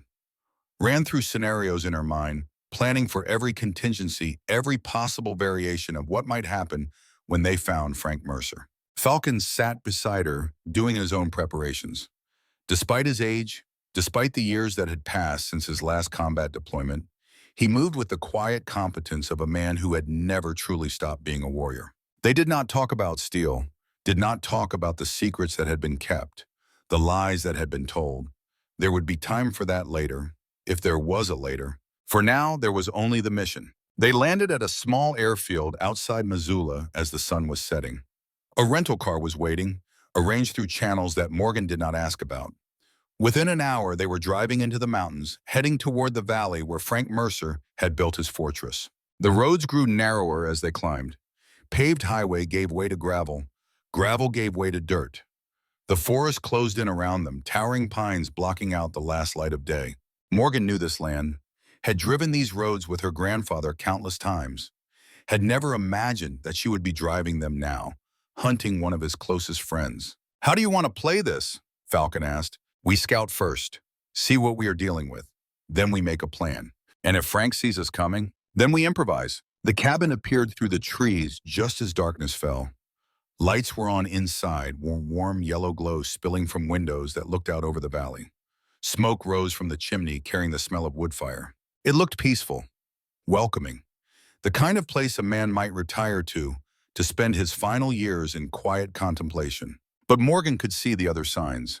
The vehicles parked behind the outbuildings, the shadows moving between structures, the glint of metal that might have been weapons. Frank was not alone. "I count 8 men visible," Falcon said quietly. "Probably more inside. Perimeter security? 2-man patrols, 30-minute intervals. Professional. They watch for another hour, mapping the layout, identifying guard positions, planning approach routes." The cold seeped into their bones, but neither complained. This was the work. This was what they had trained for their entire lives. Finally, Morgan made her decision. "I am going in." Falcon looked at her. "Alone? Frank will not talk to a strike team, but he might talk to me. Steele's granddaughter, the one he wanted to suffer. That is exactly why you should not go alone. He wants to hurt you, Morgan. Yes, and that is my advantage. He wants to see my face when he tells me the truth about my grandfather. That arrogance will keep me alive long enough to find an opening." Falcon was quiet for a long moment. "I do not like this." "You do not have to like it. You just have to trust me." She checked her sidearm, left her rifle with Falcon. The pistol would be enough for what she had planned, and carrying a sniper rifle into a conversation was not the message she wanted to send. "If I am not out in 30 minutes, she said, call in the cavalry. And if you are dead, then make sure Frank does not leave this mountain alive." The approach took 15 minutes. Morgan moved through the forest like a ghost, using the darkness and the terrain to avoid the patrols. Her grandfather had taught her these mountains, had shown her every trail, every hiding spot, every approach that a hunter might use to stalk prey. Now she was the hunter. She reached the cabin without being detected. The front door was visible through a gap in the trees, guarded by 2 men with automatic weapons. But there was another entrance, a side door that led to what had once been a mudroom. Morgan picked the lock in 30 seconds, slipped inside without a sound. The cabin was warm, filled with the smell of wood smoke and something else, something chemical. The kind of smell that came from cleaning solvents and gun oil. She moved through the darkness, pistol ready, clearing rooms with the methodical precision of someone who had done this hundreds of times before. Living room, empty. Kitchen, empty. Hallway clear. And then she reached the study. Frank Mercer was sitting in a leather chair facing the door, a rifle across his lap. He was 68 years old, silver-haired, distinguished in a way that seemed almost theatrical. His eyes were calm, alert, unsurprised by her arrival. "I wondered when you would figure it out," he said. His voice was the same voice she remembered from childhood, warm and avuncular, the voice of a man who had bounced her on his knee and told her stories about her grandfather. But there was something different in that voice now, something cold, something broken. Morgan kept her pistol trained on his chest. "Colonel Mercer, please, Frank. We have known each other too long for formality." Morgan did not lower the weapon. "You killed my grandfather." Frank tilted his head, studying her with those calm, terrible eyes. "Yes, I did. No denial. No justification, just simple admission." "Why?" "You know why. You have read the files. You know what Steele did. He made a mistake." "A mistake." Frank's voice was suddenly sharp, cutting. "A mistake that killed my son. A mistake that he hid from me for 20 years. A mistake that he sat at my table and smiled through, Christmas after Christmas, birthday after birthday, knowing what he had done." He stood slowly, still holding the rifle but not raising it. "Do you know what it is like to bury your child, Morgan? To put your son in the ground and tell yourself that at least he died for something? That at least his sacrifice meant something?" Morgan said nothing. "I built a shrine to Ryan's memory, kept his medals in a case, told his story to anyone who would listen. My son, the hero. My son, who died fighting for his country." Frank's voice cracked. "And then I found out it was all a lie. My son did not die fighting the enemy. He died because his commanding officer could not read a map. He died because Steele Hayes made a mistake and then covered it up to protect his precious reputation." Morgan's finger tightened on the trigger. "So you became the shadow. You started working with the Taliban. You got Americans killed. I destroyed everything Steele built. Every operation he supported, I undermined. Every soldier he trained, I targeted. Every victory he achieved, I turned to ash." Frank smiled. It was the most terrible thing Morgan had ever seen. "Your grandfather was not a hero, Morgan. He was a fraud, a liar, A man who sacrificed other people's sons to protect his own image. And now the whole world will know it. Morgan's hand was steady. Her aim was true. You killed Americans. Men like your son. Men who had nothing to do with what happened in Iraq. Collateral damage. The same words the military uses when they kill civilians with drone strikes. When they bomb hospitals because someone made a mistake. His eyes locked onto hers. I learned that phrase from your grandfather's report. The 8 men who died in Iraq were listed as collateral damage of friendly fire. My son was collateral damage. Morgan saw the madness in his eyes now, the grief that had curdled into something toxic, something that consumed everything it touched. Steele was not a perfect man, she said. He made a mistake, a terrible mistake, but he spent the rest of his life trying to make amends. Amends? Frank laughed, a harsh, ugly sound. How do you make amends for killing someone's child? How many lives do you save before the scales balance? 100? 1,000? 1,000,000? He shook his head. It does not work that way, Morgan. Some debts can never be paid. Some sins can never be forgiven. Your grandfather knew that. He carried that weight every day of his life. Then why did you have to kill him? Because carrying the weight was not enough. He needed to face the truth, to admit what he had done, to look Frank Mercer in the eye and say the words. Frank's voice dropped to a whisper. I gave him the chance. 2 years ago, I confronted him, told him I knew everything. And do you know what he said? Morgan waited. He said he was sorry, that he had wanted to tell me for 20 years but could not find the words, that he had loved Ryan like his own son, and that not a day passed when he did not think about what he had done. Frank's eyes were wet now, tears tracking down his weathered cheeks. And I believed him. For one moment, I believed that he was truly sorry, that maybe we could find a way to live with what had happened. What changed? He asked me to keep the secret, to let the lie stand, to protect the memory of the men who died, he said. But I knew the truth. He wanted to protect himself, his reputation, his precious legacy. Frank raised the rifle slowly. So I killed him. And now I am going to kill you. Not because I hate you, Morgan, but because Steele loved you more than anything. And I want his ghost to know that I took everything from him, just like he took everything from me. Morgan moved before Frank could bring the rifle to bear. She fired once, the bullet catching him in the shoulder, spinning him around. The rifle discharged into the ceiling, sending splinters of wood showering down. But Frank did not fall.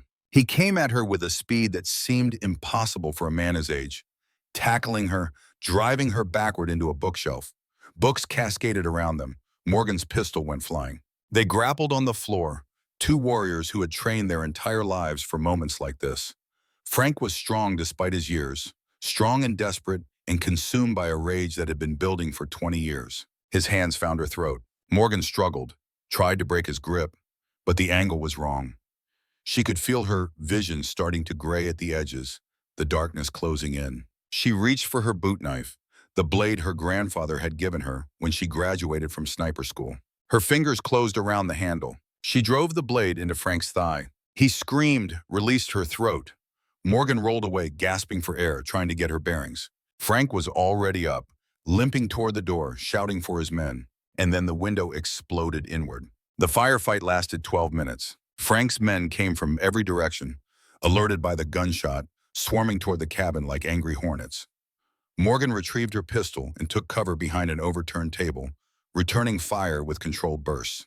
Falcon had ignored her 30-minute timeline.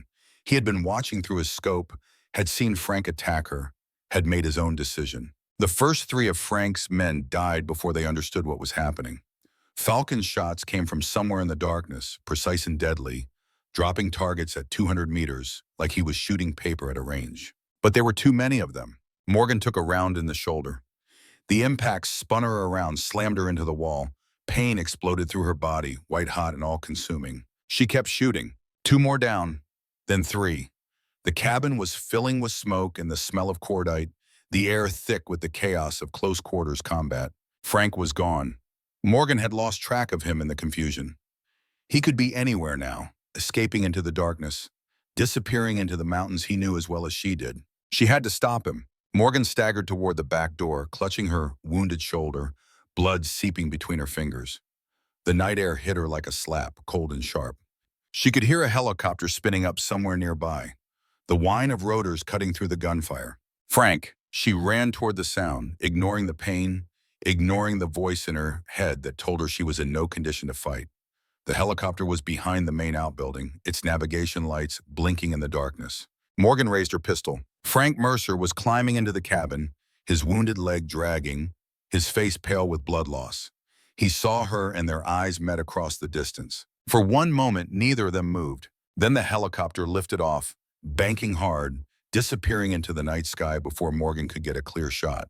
He was gone. Morgan collapsed in the snow. The cold seeped into her body, numbing the pain in her shoulder, numbing everything. Above her, the Montana stars wheeled in their eternal dance, the same stars that had watched over her grandfather, watched over generations of warriors who had lived and died in these mountains. Falcon found her there 5 minutes later. He was limping, blood on his face from a wound she had not seen, but alive. Still alive. "Morgan," he said, kneeling beside her. "Stay with me. Help is coming." He got away. "We will find him." Morgan looked up at the stars. The same stars she had watched as a child, lying in the grass outside her grandfather's ranch, listening to his stories about the wars he had fought and the men he had served with. "Falcon," she said quietly, "was Grandpa really... did he really?" "Your grandfather made a mistake," Falcon said. His voice was heavy with exhaustion and grief, but he spent the rest of his life trying to make it right. He could not bring Ryan back, so he spent 20 years protecting every other soldier he could, including you. Morgan felt tears on her cheeks, cold in the winter air. That does not erase what he did. No, it does not, but it defines what he became. Falcon sat beside her in the snow, both of them wounded, both of them bleeding, looking up at the same stars. "Your grandfather was not a perfect man, Morgan. None of us are. But he was a good man who made a terrible mistake and then spent the rest of his life trying to atone for it." He paused. "The question is not whether he deserved forgiveness. The question is whether you can forgive him, and whether you can stop Frank before he hurts anyone else." Morgan closed her eyes. The sound of helicopters was growing louder. QRF finally arriving, too late to catch Frank, but not too late to save what was left. She thought about her grandfather, about the man she had known and the man he had really been, about the secrets he had carried and the lies he had told to protect them. She thought about Frank Mercer, about the grief that had turned a good man into a monster, about the son who had died because someone made a mistake, and the father who had destroyed himself trying to make sense of it. And she thought about what came next. Frank was still out there, still planning, still determined to destroy everything Steele Hayes had built. Morgan had to stop him, not for revenge, not for justice, but because it was the right thing to do. Because her grandfather had spent his life protecting soldiers, and Morgan would not let his legacy end in blood and betrayal. She opened her eyes. "Help me up," she said. Falcon took her hand and pulled her to her feet. They stood together in the snow, two wounded warriors watching the helicopters descend. The hunt was not over. It was only just beginning. And Morgan Hayes would not stop until it was finished. Legacy. Every shot is a promise. Every promise is a choice. The hospital room was quiet except for the steady beep of monitors and the soft whisper of Morgan's breathing. 2 weeks had passed since the firefight at Frank Mercer's cabin. 2 weeks of surgery, recovery, and the slow process of learning to live with what she had discovered. Her right shoulder was wrapped in bandages, the arm immobilized in a sling. The bullet had torn through muscle and tendon, missing the bone by millimeters but causing damage that the surgeons said might never fully heal. She might never shoot right-handed again. For most people, that would be a minor inconvenience. For Morgan Hayes, it was the end of everything she had built. 20 years of training, thousands of hours of practice, a lifetime of developing the muscle memory and precision that had made her one of the deadliest snipers in the world. All of it potentially gone. She stared at the ceiling, watching shadows move across the white tiles as clouds passed over the sun outside. The same sun that had risen over Montana the morning she was shot. The same sun that had watched her grandfather teach her to shoot when she was 8 years old. The same sun that would rise tomorrow, whether she could hold a rifle or not. A knock at the door interrupted her thoughts. Falcon entered slowly, leaning heavily on a cane. His left leg was in a brace, the result of a bullet that had shattered his kneecap during the firefight. At 67, the doctor said he might never walk normally again. But he was walking, slowly, painfully, but walking. "You look like hell," Morgan said. "You should see the other guy." Falcon lowered himself into the chair beside her bed, wincing as his leg protested the movement. "How is the shoulder?" "Doctors say I might regain 70% function, maybe 80 if I am lucky." "And you're shooting?" Morgan was quiet for a moment. They do not know. The nerve damage is extensive. Even if I recover full range of motion, the fine motor control might be gone. Falcon nodded slowly. He understood what that meant. Had seen other snipers lose their edge to injury, watched them struggle to accept that the gift they had spent their lives developing was simply gone. Your grandfather was right-handed, he said quietly. Morgan looked at him. But he trained himself to shoot left-handed too. Said a sniper who could only shoot from one position was only half a sniper. I never saw him shoot left-handed, because he never needed to. But I watched him practice, hours and hours, year after year. He was almost as good with his left as his right. Falcon leaned forward. You have his blood, Morgan. You have his discipline. If anyone can learn to shoot left-handed at a professional level, it is you. Morgan looked at her left hand, the hand that had held rifles but never fired them. The hand that had been support, never primary. How long do I have? Falcon's expression darkened. Not long. We have intelligence on Frank. He is planning something big. Something that will happen soon.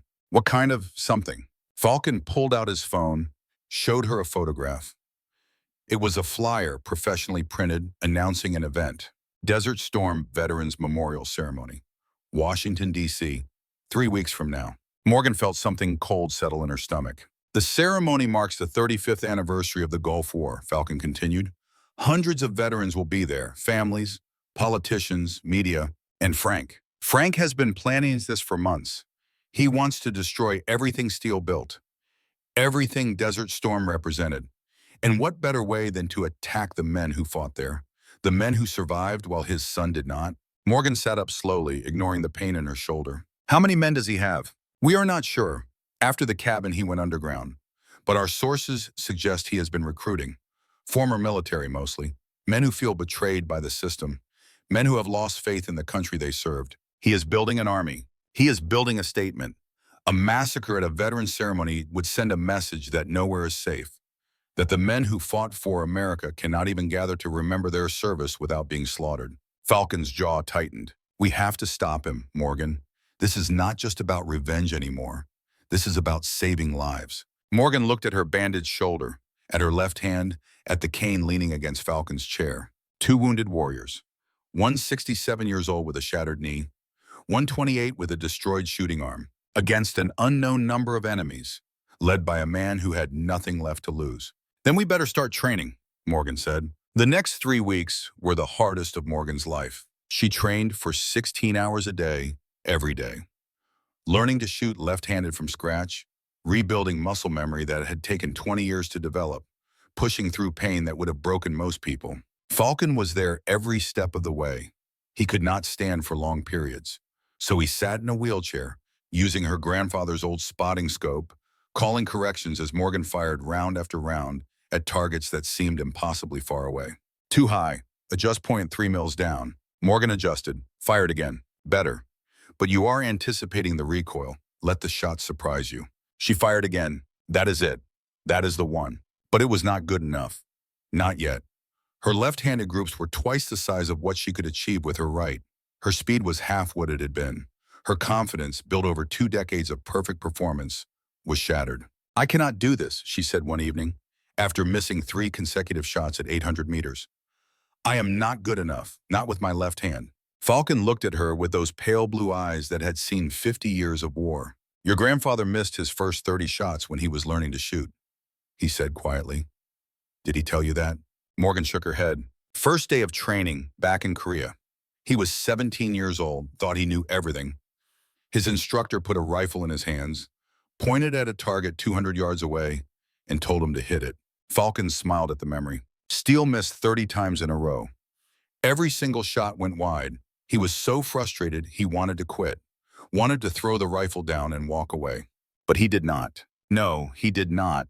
His instructor told him something that changed his life. He said that missing is not failure. Missing is information. Every shot that goes wide tells you something about what you are doing wrong. The only real failure is refusing to learn from your mistakes. Morgan looked at her rifle, at the target in the distance, at the misses that represented not failure, but data. Steele spent the next 6 months learning from his mistakes, Falcon continued. By the time he deployed to Korea, he was one of the best shots in the Marine Corps. Not because he had natural talent, because he refused to give up. Morgan picked up the rifle again, settled into her position, controlled her breathing. She fired. The round went wide, but only by inches. Again, Falcon said. She fired again. Closer. Again. By the end of the second week, Morgan was shooting left-handed at 70% of her previous capability. Not perfect, not what she had been, but good enough. Good enough to make shots at 800 meters with reasonable consistency. Good enough to drop targets at 1,000 meters if conditions were favorable. Good enough to do what needed to be done. But she knew it might not be enough to stop Frank Mercer. One evening, after a particularly brutal training session, Morgan sat on the porch of her grandfather's ranch house, watching the sun set over the mountains. Her left arm ached from the thousands of rounds she had fired. Her right shoulder throbbed with the constant pain that the doctor said might never fully fade. Falcon joined her, lowering himself carefully into the chair beside her. "You know what your grandfather told me once," he said, his voice soft in the evening quiet. "He said that the hardest thing about being a soldier is not the fighting. It is the waiting, the preparation, the endless hours of training and planning and wondering if you will be ready when the moment comes." Morgan did not respond. He said that the men who succeed are not the ones with the most talent or the best equipment. They are the ones who refuse to stop preparing, who keep training even when their bodies tell them to quit, who keep learning even when they think they know everything. Falcon looked at her. "You are ready, Morgan. Maybe not as ready as you were before. Maybe not as ready as you want to be, but ready enough. Your grandfather would be proud of what you have accomplished in these 2 weeks." Morgan looked at her left hand, at the calluses forming on fingers that had never held a rifle this way before, at the small cuts and bruises that marked the brutal training she had endured. "I keep thinking about what he would say," she admitted, "if he could see me now, learning to shoot all over again at 28 years old." Falcon smiled. "He would say the same thing he said to you when you were 8. The same thing he said every time you struggled with something new." Morgan waited. Again, she almost laughed. Almost. The word that had defined her childhood, that had pushed her through every obstacle, that had made her the warrior she was today. Again, she stood, ignoring the pain in her shoulder. "One more session," she said, "before it gets too dark." Falcon reached for his cane. "I will spot." They walked together to the range, two wounded warriors who refused to quit.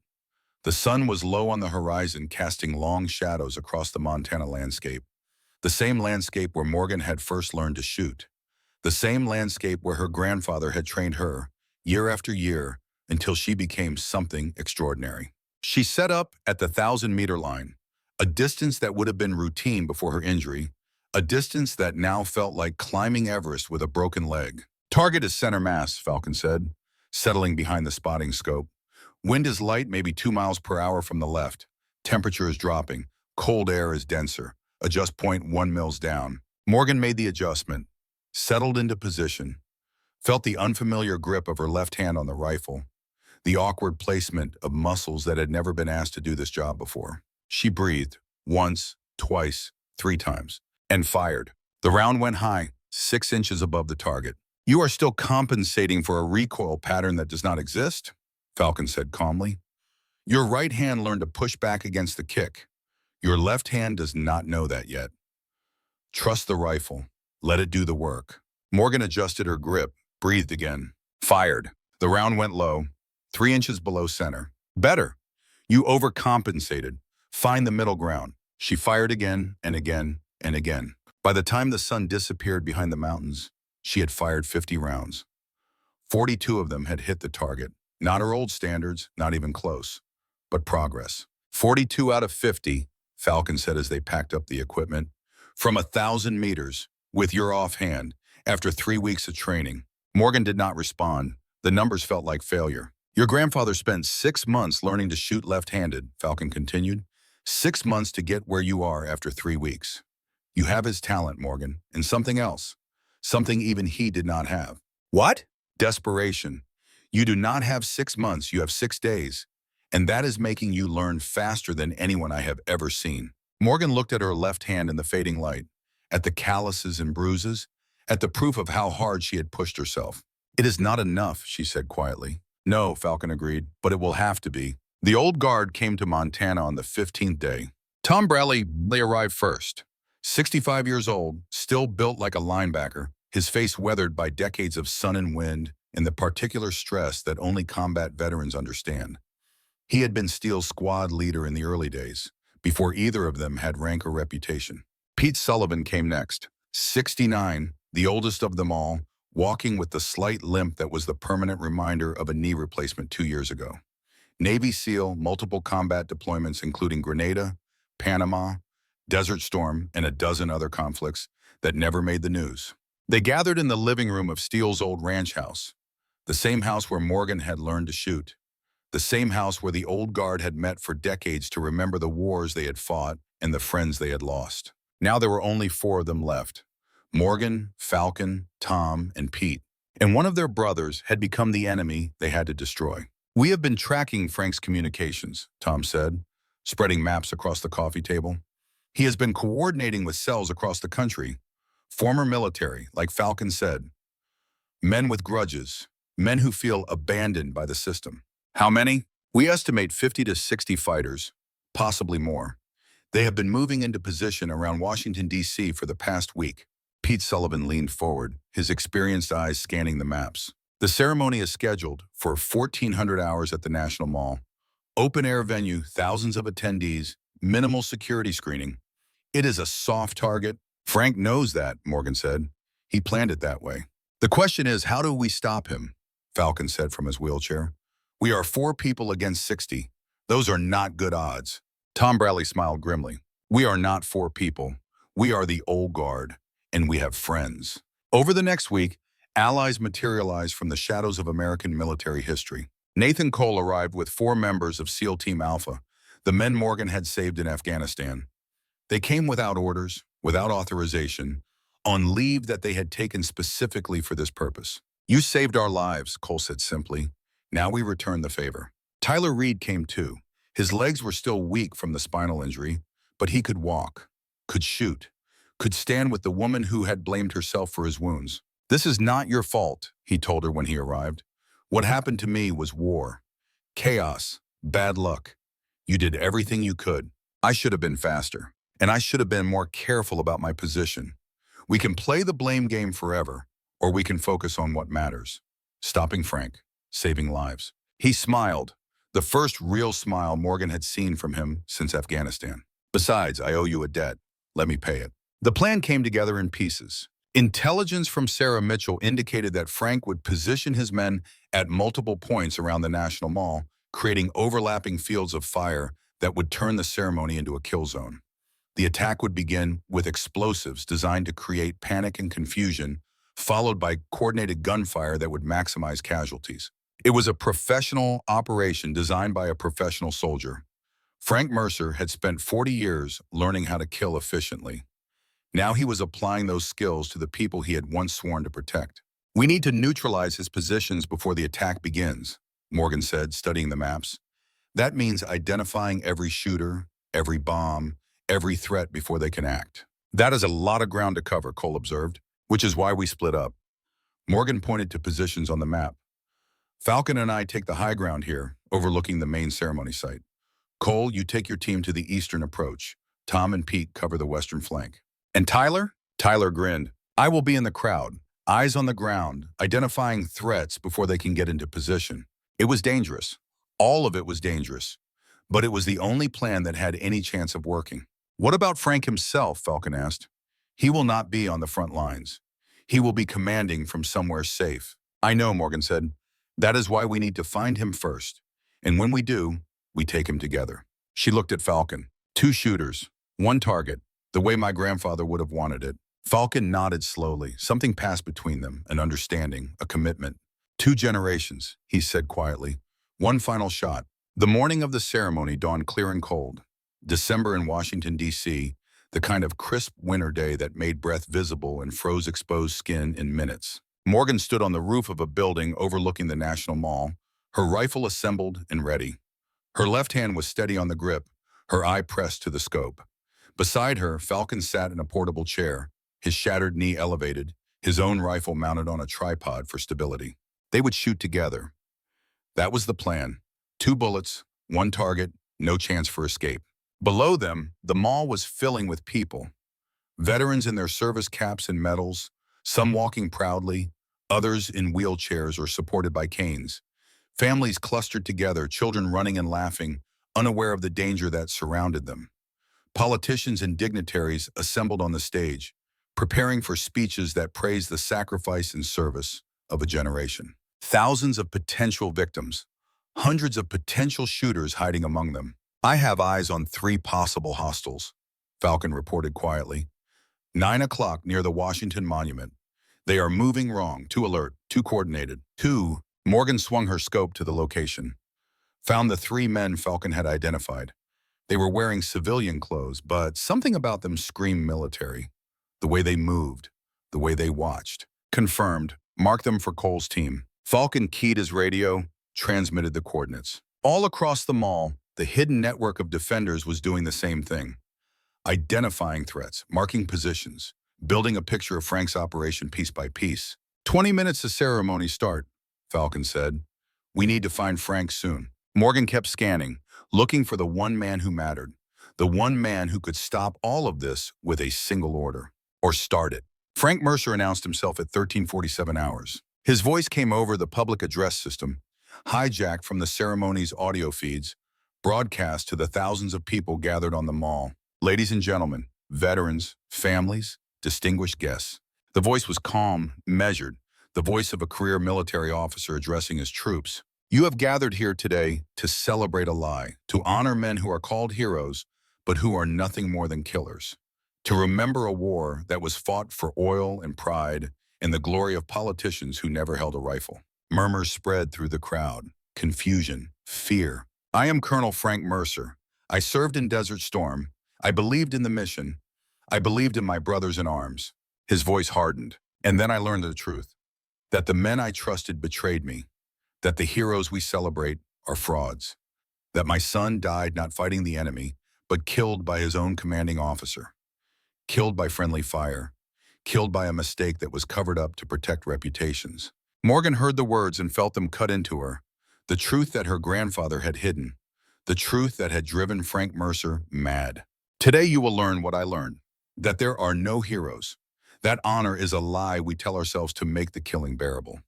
That the men you came to celebrate are no different from the men they killed." The speech ended, and then the explosions began. The first bomb detonated near the stage, sending debris flying into the air, scattering the dignitaries like leaves in a storm. The second bomb went off near the Washington Monument, where 3 of Frank's men had been spotted earlier.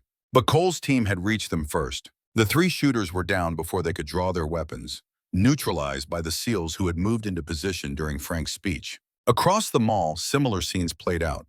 Frank's carefully placed attackers found themselves facing professional soldiers who knew exactly where they were and exactly how to stop them. Tom Bradley and Pete Sullivan led a team that took down 12 shooters on the western flank. Tyler Reed, moving through the panicked crowd, identified and tackled a suicide bomber before he could detonate his vest. But Frank's forces were too many, too spread out. Some of them made it through. Gunfire erupted near the Lincoln Memorial. Screams filled the air as civilians ran in every direction, seeking cover that did not exist on the open mall. Morgan watched through her scope, tracking targets, making shots with her left hand that would have been difficult even with her right. "Kill one," a shooter on the steps of the Lincoln Memorial, raising his rifle toward a group of fleeing veterans. "Kill 2, another shooter on a nearby rooftop trying to establish an overwatch position. "Kill 3, a man with a detonator in his hand, finger moving toward the trigger." Falcon was shooting too, his rifle barking beside her, his shattered knee forgotten in the heat of combat. "Kill 4, kill 5, kill 6. They worked in tandem, calling targets to each other, covering each other's sectors. 2 snipers, 2 generations, fighting as one. But it was not enough. The mall was chaos, too many targets, too much confusion. People were dying. "We need to find Frank," Morgan said. "Take out the head, the body dies." Falcon was scanning with his scope, searching for the one target that mattered. "I have him," he said suddenly. 2 o'clock, top floor of the building on Constitution Avenue. "He is watching the whole thing from up there." Morgan swung her rifle, found the window Falcon had identified, and there he was. Colonel Frank Mercer, standing at the window, binoculars raised, watching his operation unfold, watching the people die, watching the chaos consume everything. Range 1,200 meters. Morgan settled into the shot, controlled her breathing, felt the familiar weight of the rifle against her left shoulder. Falcon was doing the same, his rifle aimed at the same window, his eye pressed to the scope. Wind reading, Morgan said. 8 miles per hour, left to right, Falcon replied. Adjust 1.5 mils. They adjusted together. 2 rifles, 2 shooters, 1 target. On 3, Falcon said quietly, like steel taught us both. Morgan felt something settle inside her. This was right. This was how it should be. 2 generations of snipers, trained by the same man, finishing the mission together. 1. Her finger tightened on the trigger. 2. She felt Falcon's breathing sync with hers, 2 hearts beating as one. 3. They fired together. 2 rifles, 2 bullets. Flying through the cold December air, crossing 1,200 meters in just over a second, converging on the same point, the same target. Morgan watched through her scope as both rounds hit Frank Mercer simultaneously. Her bullet struck him, center mass, punching through his chest with the precision that 20 years of training had built into her bones. Falcon's bullet hit his shoulder a fraction of a second later, spinning him sideways. The combined impact was devastating. Frank staggered backward, his binoculars flying from his hands, his body crashing through the window behind him. Glass exploded outward, glittering in the December sun like diamonds falling from the sky. For a moment, everything was silent. The gunfire below had stopped. The screaming had faded. Even the wind seemed to hold its breath. Target down, Falcon said. His voice was rough with emotion. Confirmed hit. Both rounds on target. Morgan kept her eye pressed to the scope, watching the empty window, waiting for any sign of movement. There was none. It is done, she said quietly. Beside her, Falcon let out a long breath. The kind of breath that carries decades of weight. The kind that soldiers learn to hold until the mission is complete. Steele would be proud, he said. 2 generations. 1 shot. The way he always dreamed it would end. Morgan finally lowered her rifle, looked at the old Marine beside her, at the man who had been her grandfather's brother in all but blood, at the mentor who had taught her everything she needed to survive this day. We did it together, she said. That is what matters. Below them, the surviving enemy fighters were scattering. Without Frank to coordinate them, they had no plan, no leadership, no purpose. Cole's team and the other defenders mopped them up within minutes. The battle was over. They found Frank Mercer's body in the building on Constitution Avenue. He had crawled 10 feet from where the bullets hit him, leaving a trail of blood across the floor. He had died facing the window, facing the mall, facing the people he had tried to kill. His eyes were still open, fixed on something far away, something no one else could see. Morgan stood over him for a long moment. She felt no triumph, no satisfaction, just a hollow emptiness where the rage had been. 2 bullets, Falcon said quietly. 1 from each of us. We will never know which one killed him. Does it matter? No, it does not. Falcon limped closer, leaning heavily on his cane. Steele would have wanted it this way. 2 generations. 1 target. The legacy passing from one to the next. Morgan looked at him. Thank you, she said. For everything. For teaching me. For believing in me. For being here when it mattered. I made a promise to your grandfather. Falcon's eyes were bright with unshed tears. That if anything happened to him, I would watch over you.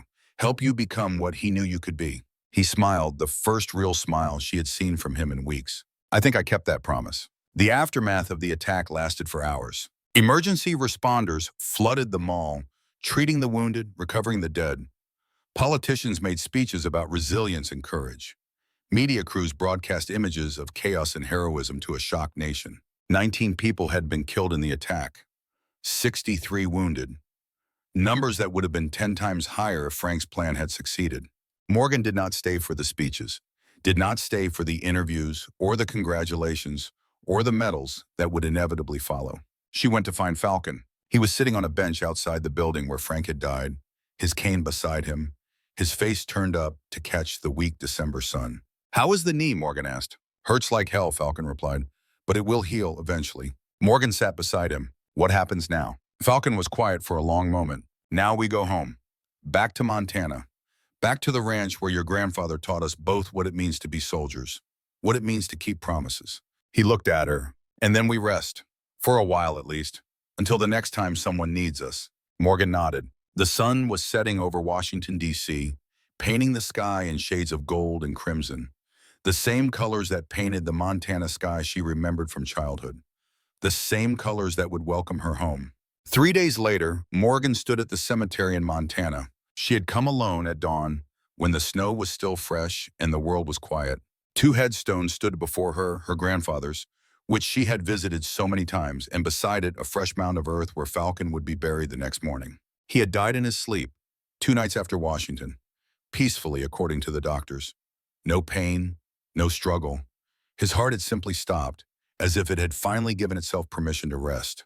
Morgan had been with him at the end, had held his hand as his breathing slowed, had heard his final words, whispered so softly she had to lean close to catch them. "Tell Steele I kept my promise." And then he was gone. Morgan placed flowers on both graves. Wildflowers from the Montana hillsides, the same flowers she had picked as a child while her grandfather taught her to shoot. She stood there for a long time, alone with the dead and the memories. The Montana wind blew through the cemetery, carrying the scent of pine and snow and the particular clean cold of high mountain air.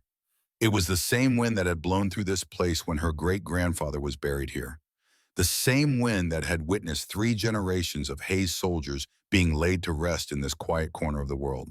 "You were right, Grandpa," she said quietly, "about everything, about patience and discipline and the shot that matters, about carrying the weight even when it is heavy, about never giving up, no matter how impossible things seem." She paused, gathering her thoughts. "You taught me that every shot is a promise, that when you pull the trigger, you are committing yourself to something larger than your own life, that the bullet carries not just metal and powder, but meaning, purpose, responsibility." The wind rustled the bare branches of the trees surrounding the cemetery. "I made a promise to you when I was 14 years old, standing over Dad's grave at Arlington. I promised I would be ready for whatever came, that I would protect the people who needed protecting, that I would carry the legacy forward." She touched her grandfather's headstone.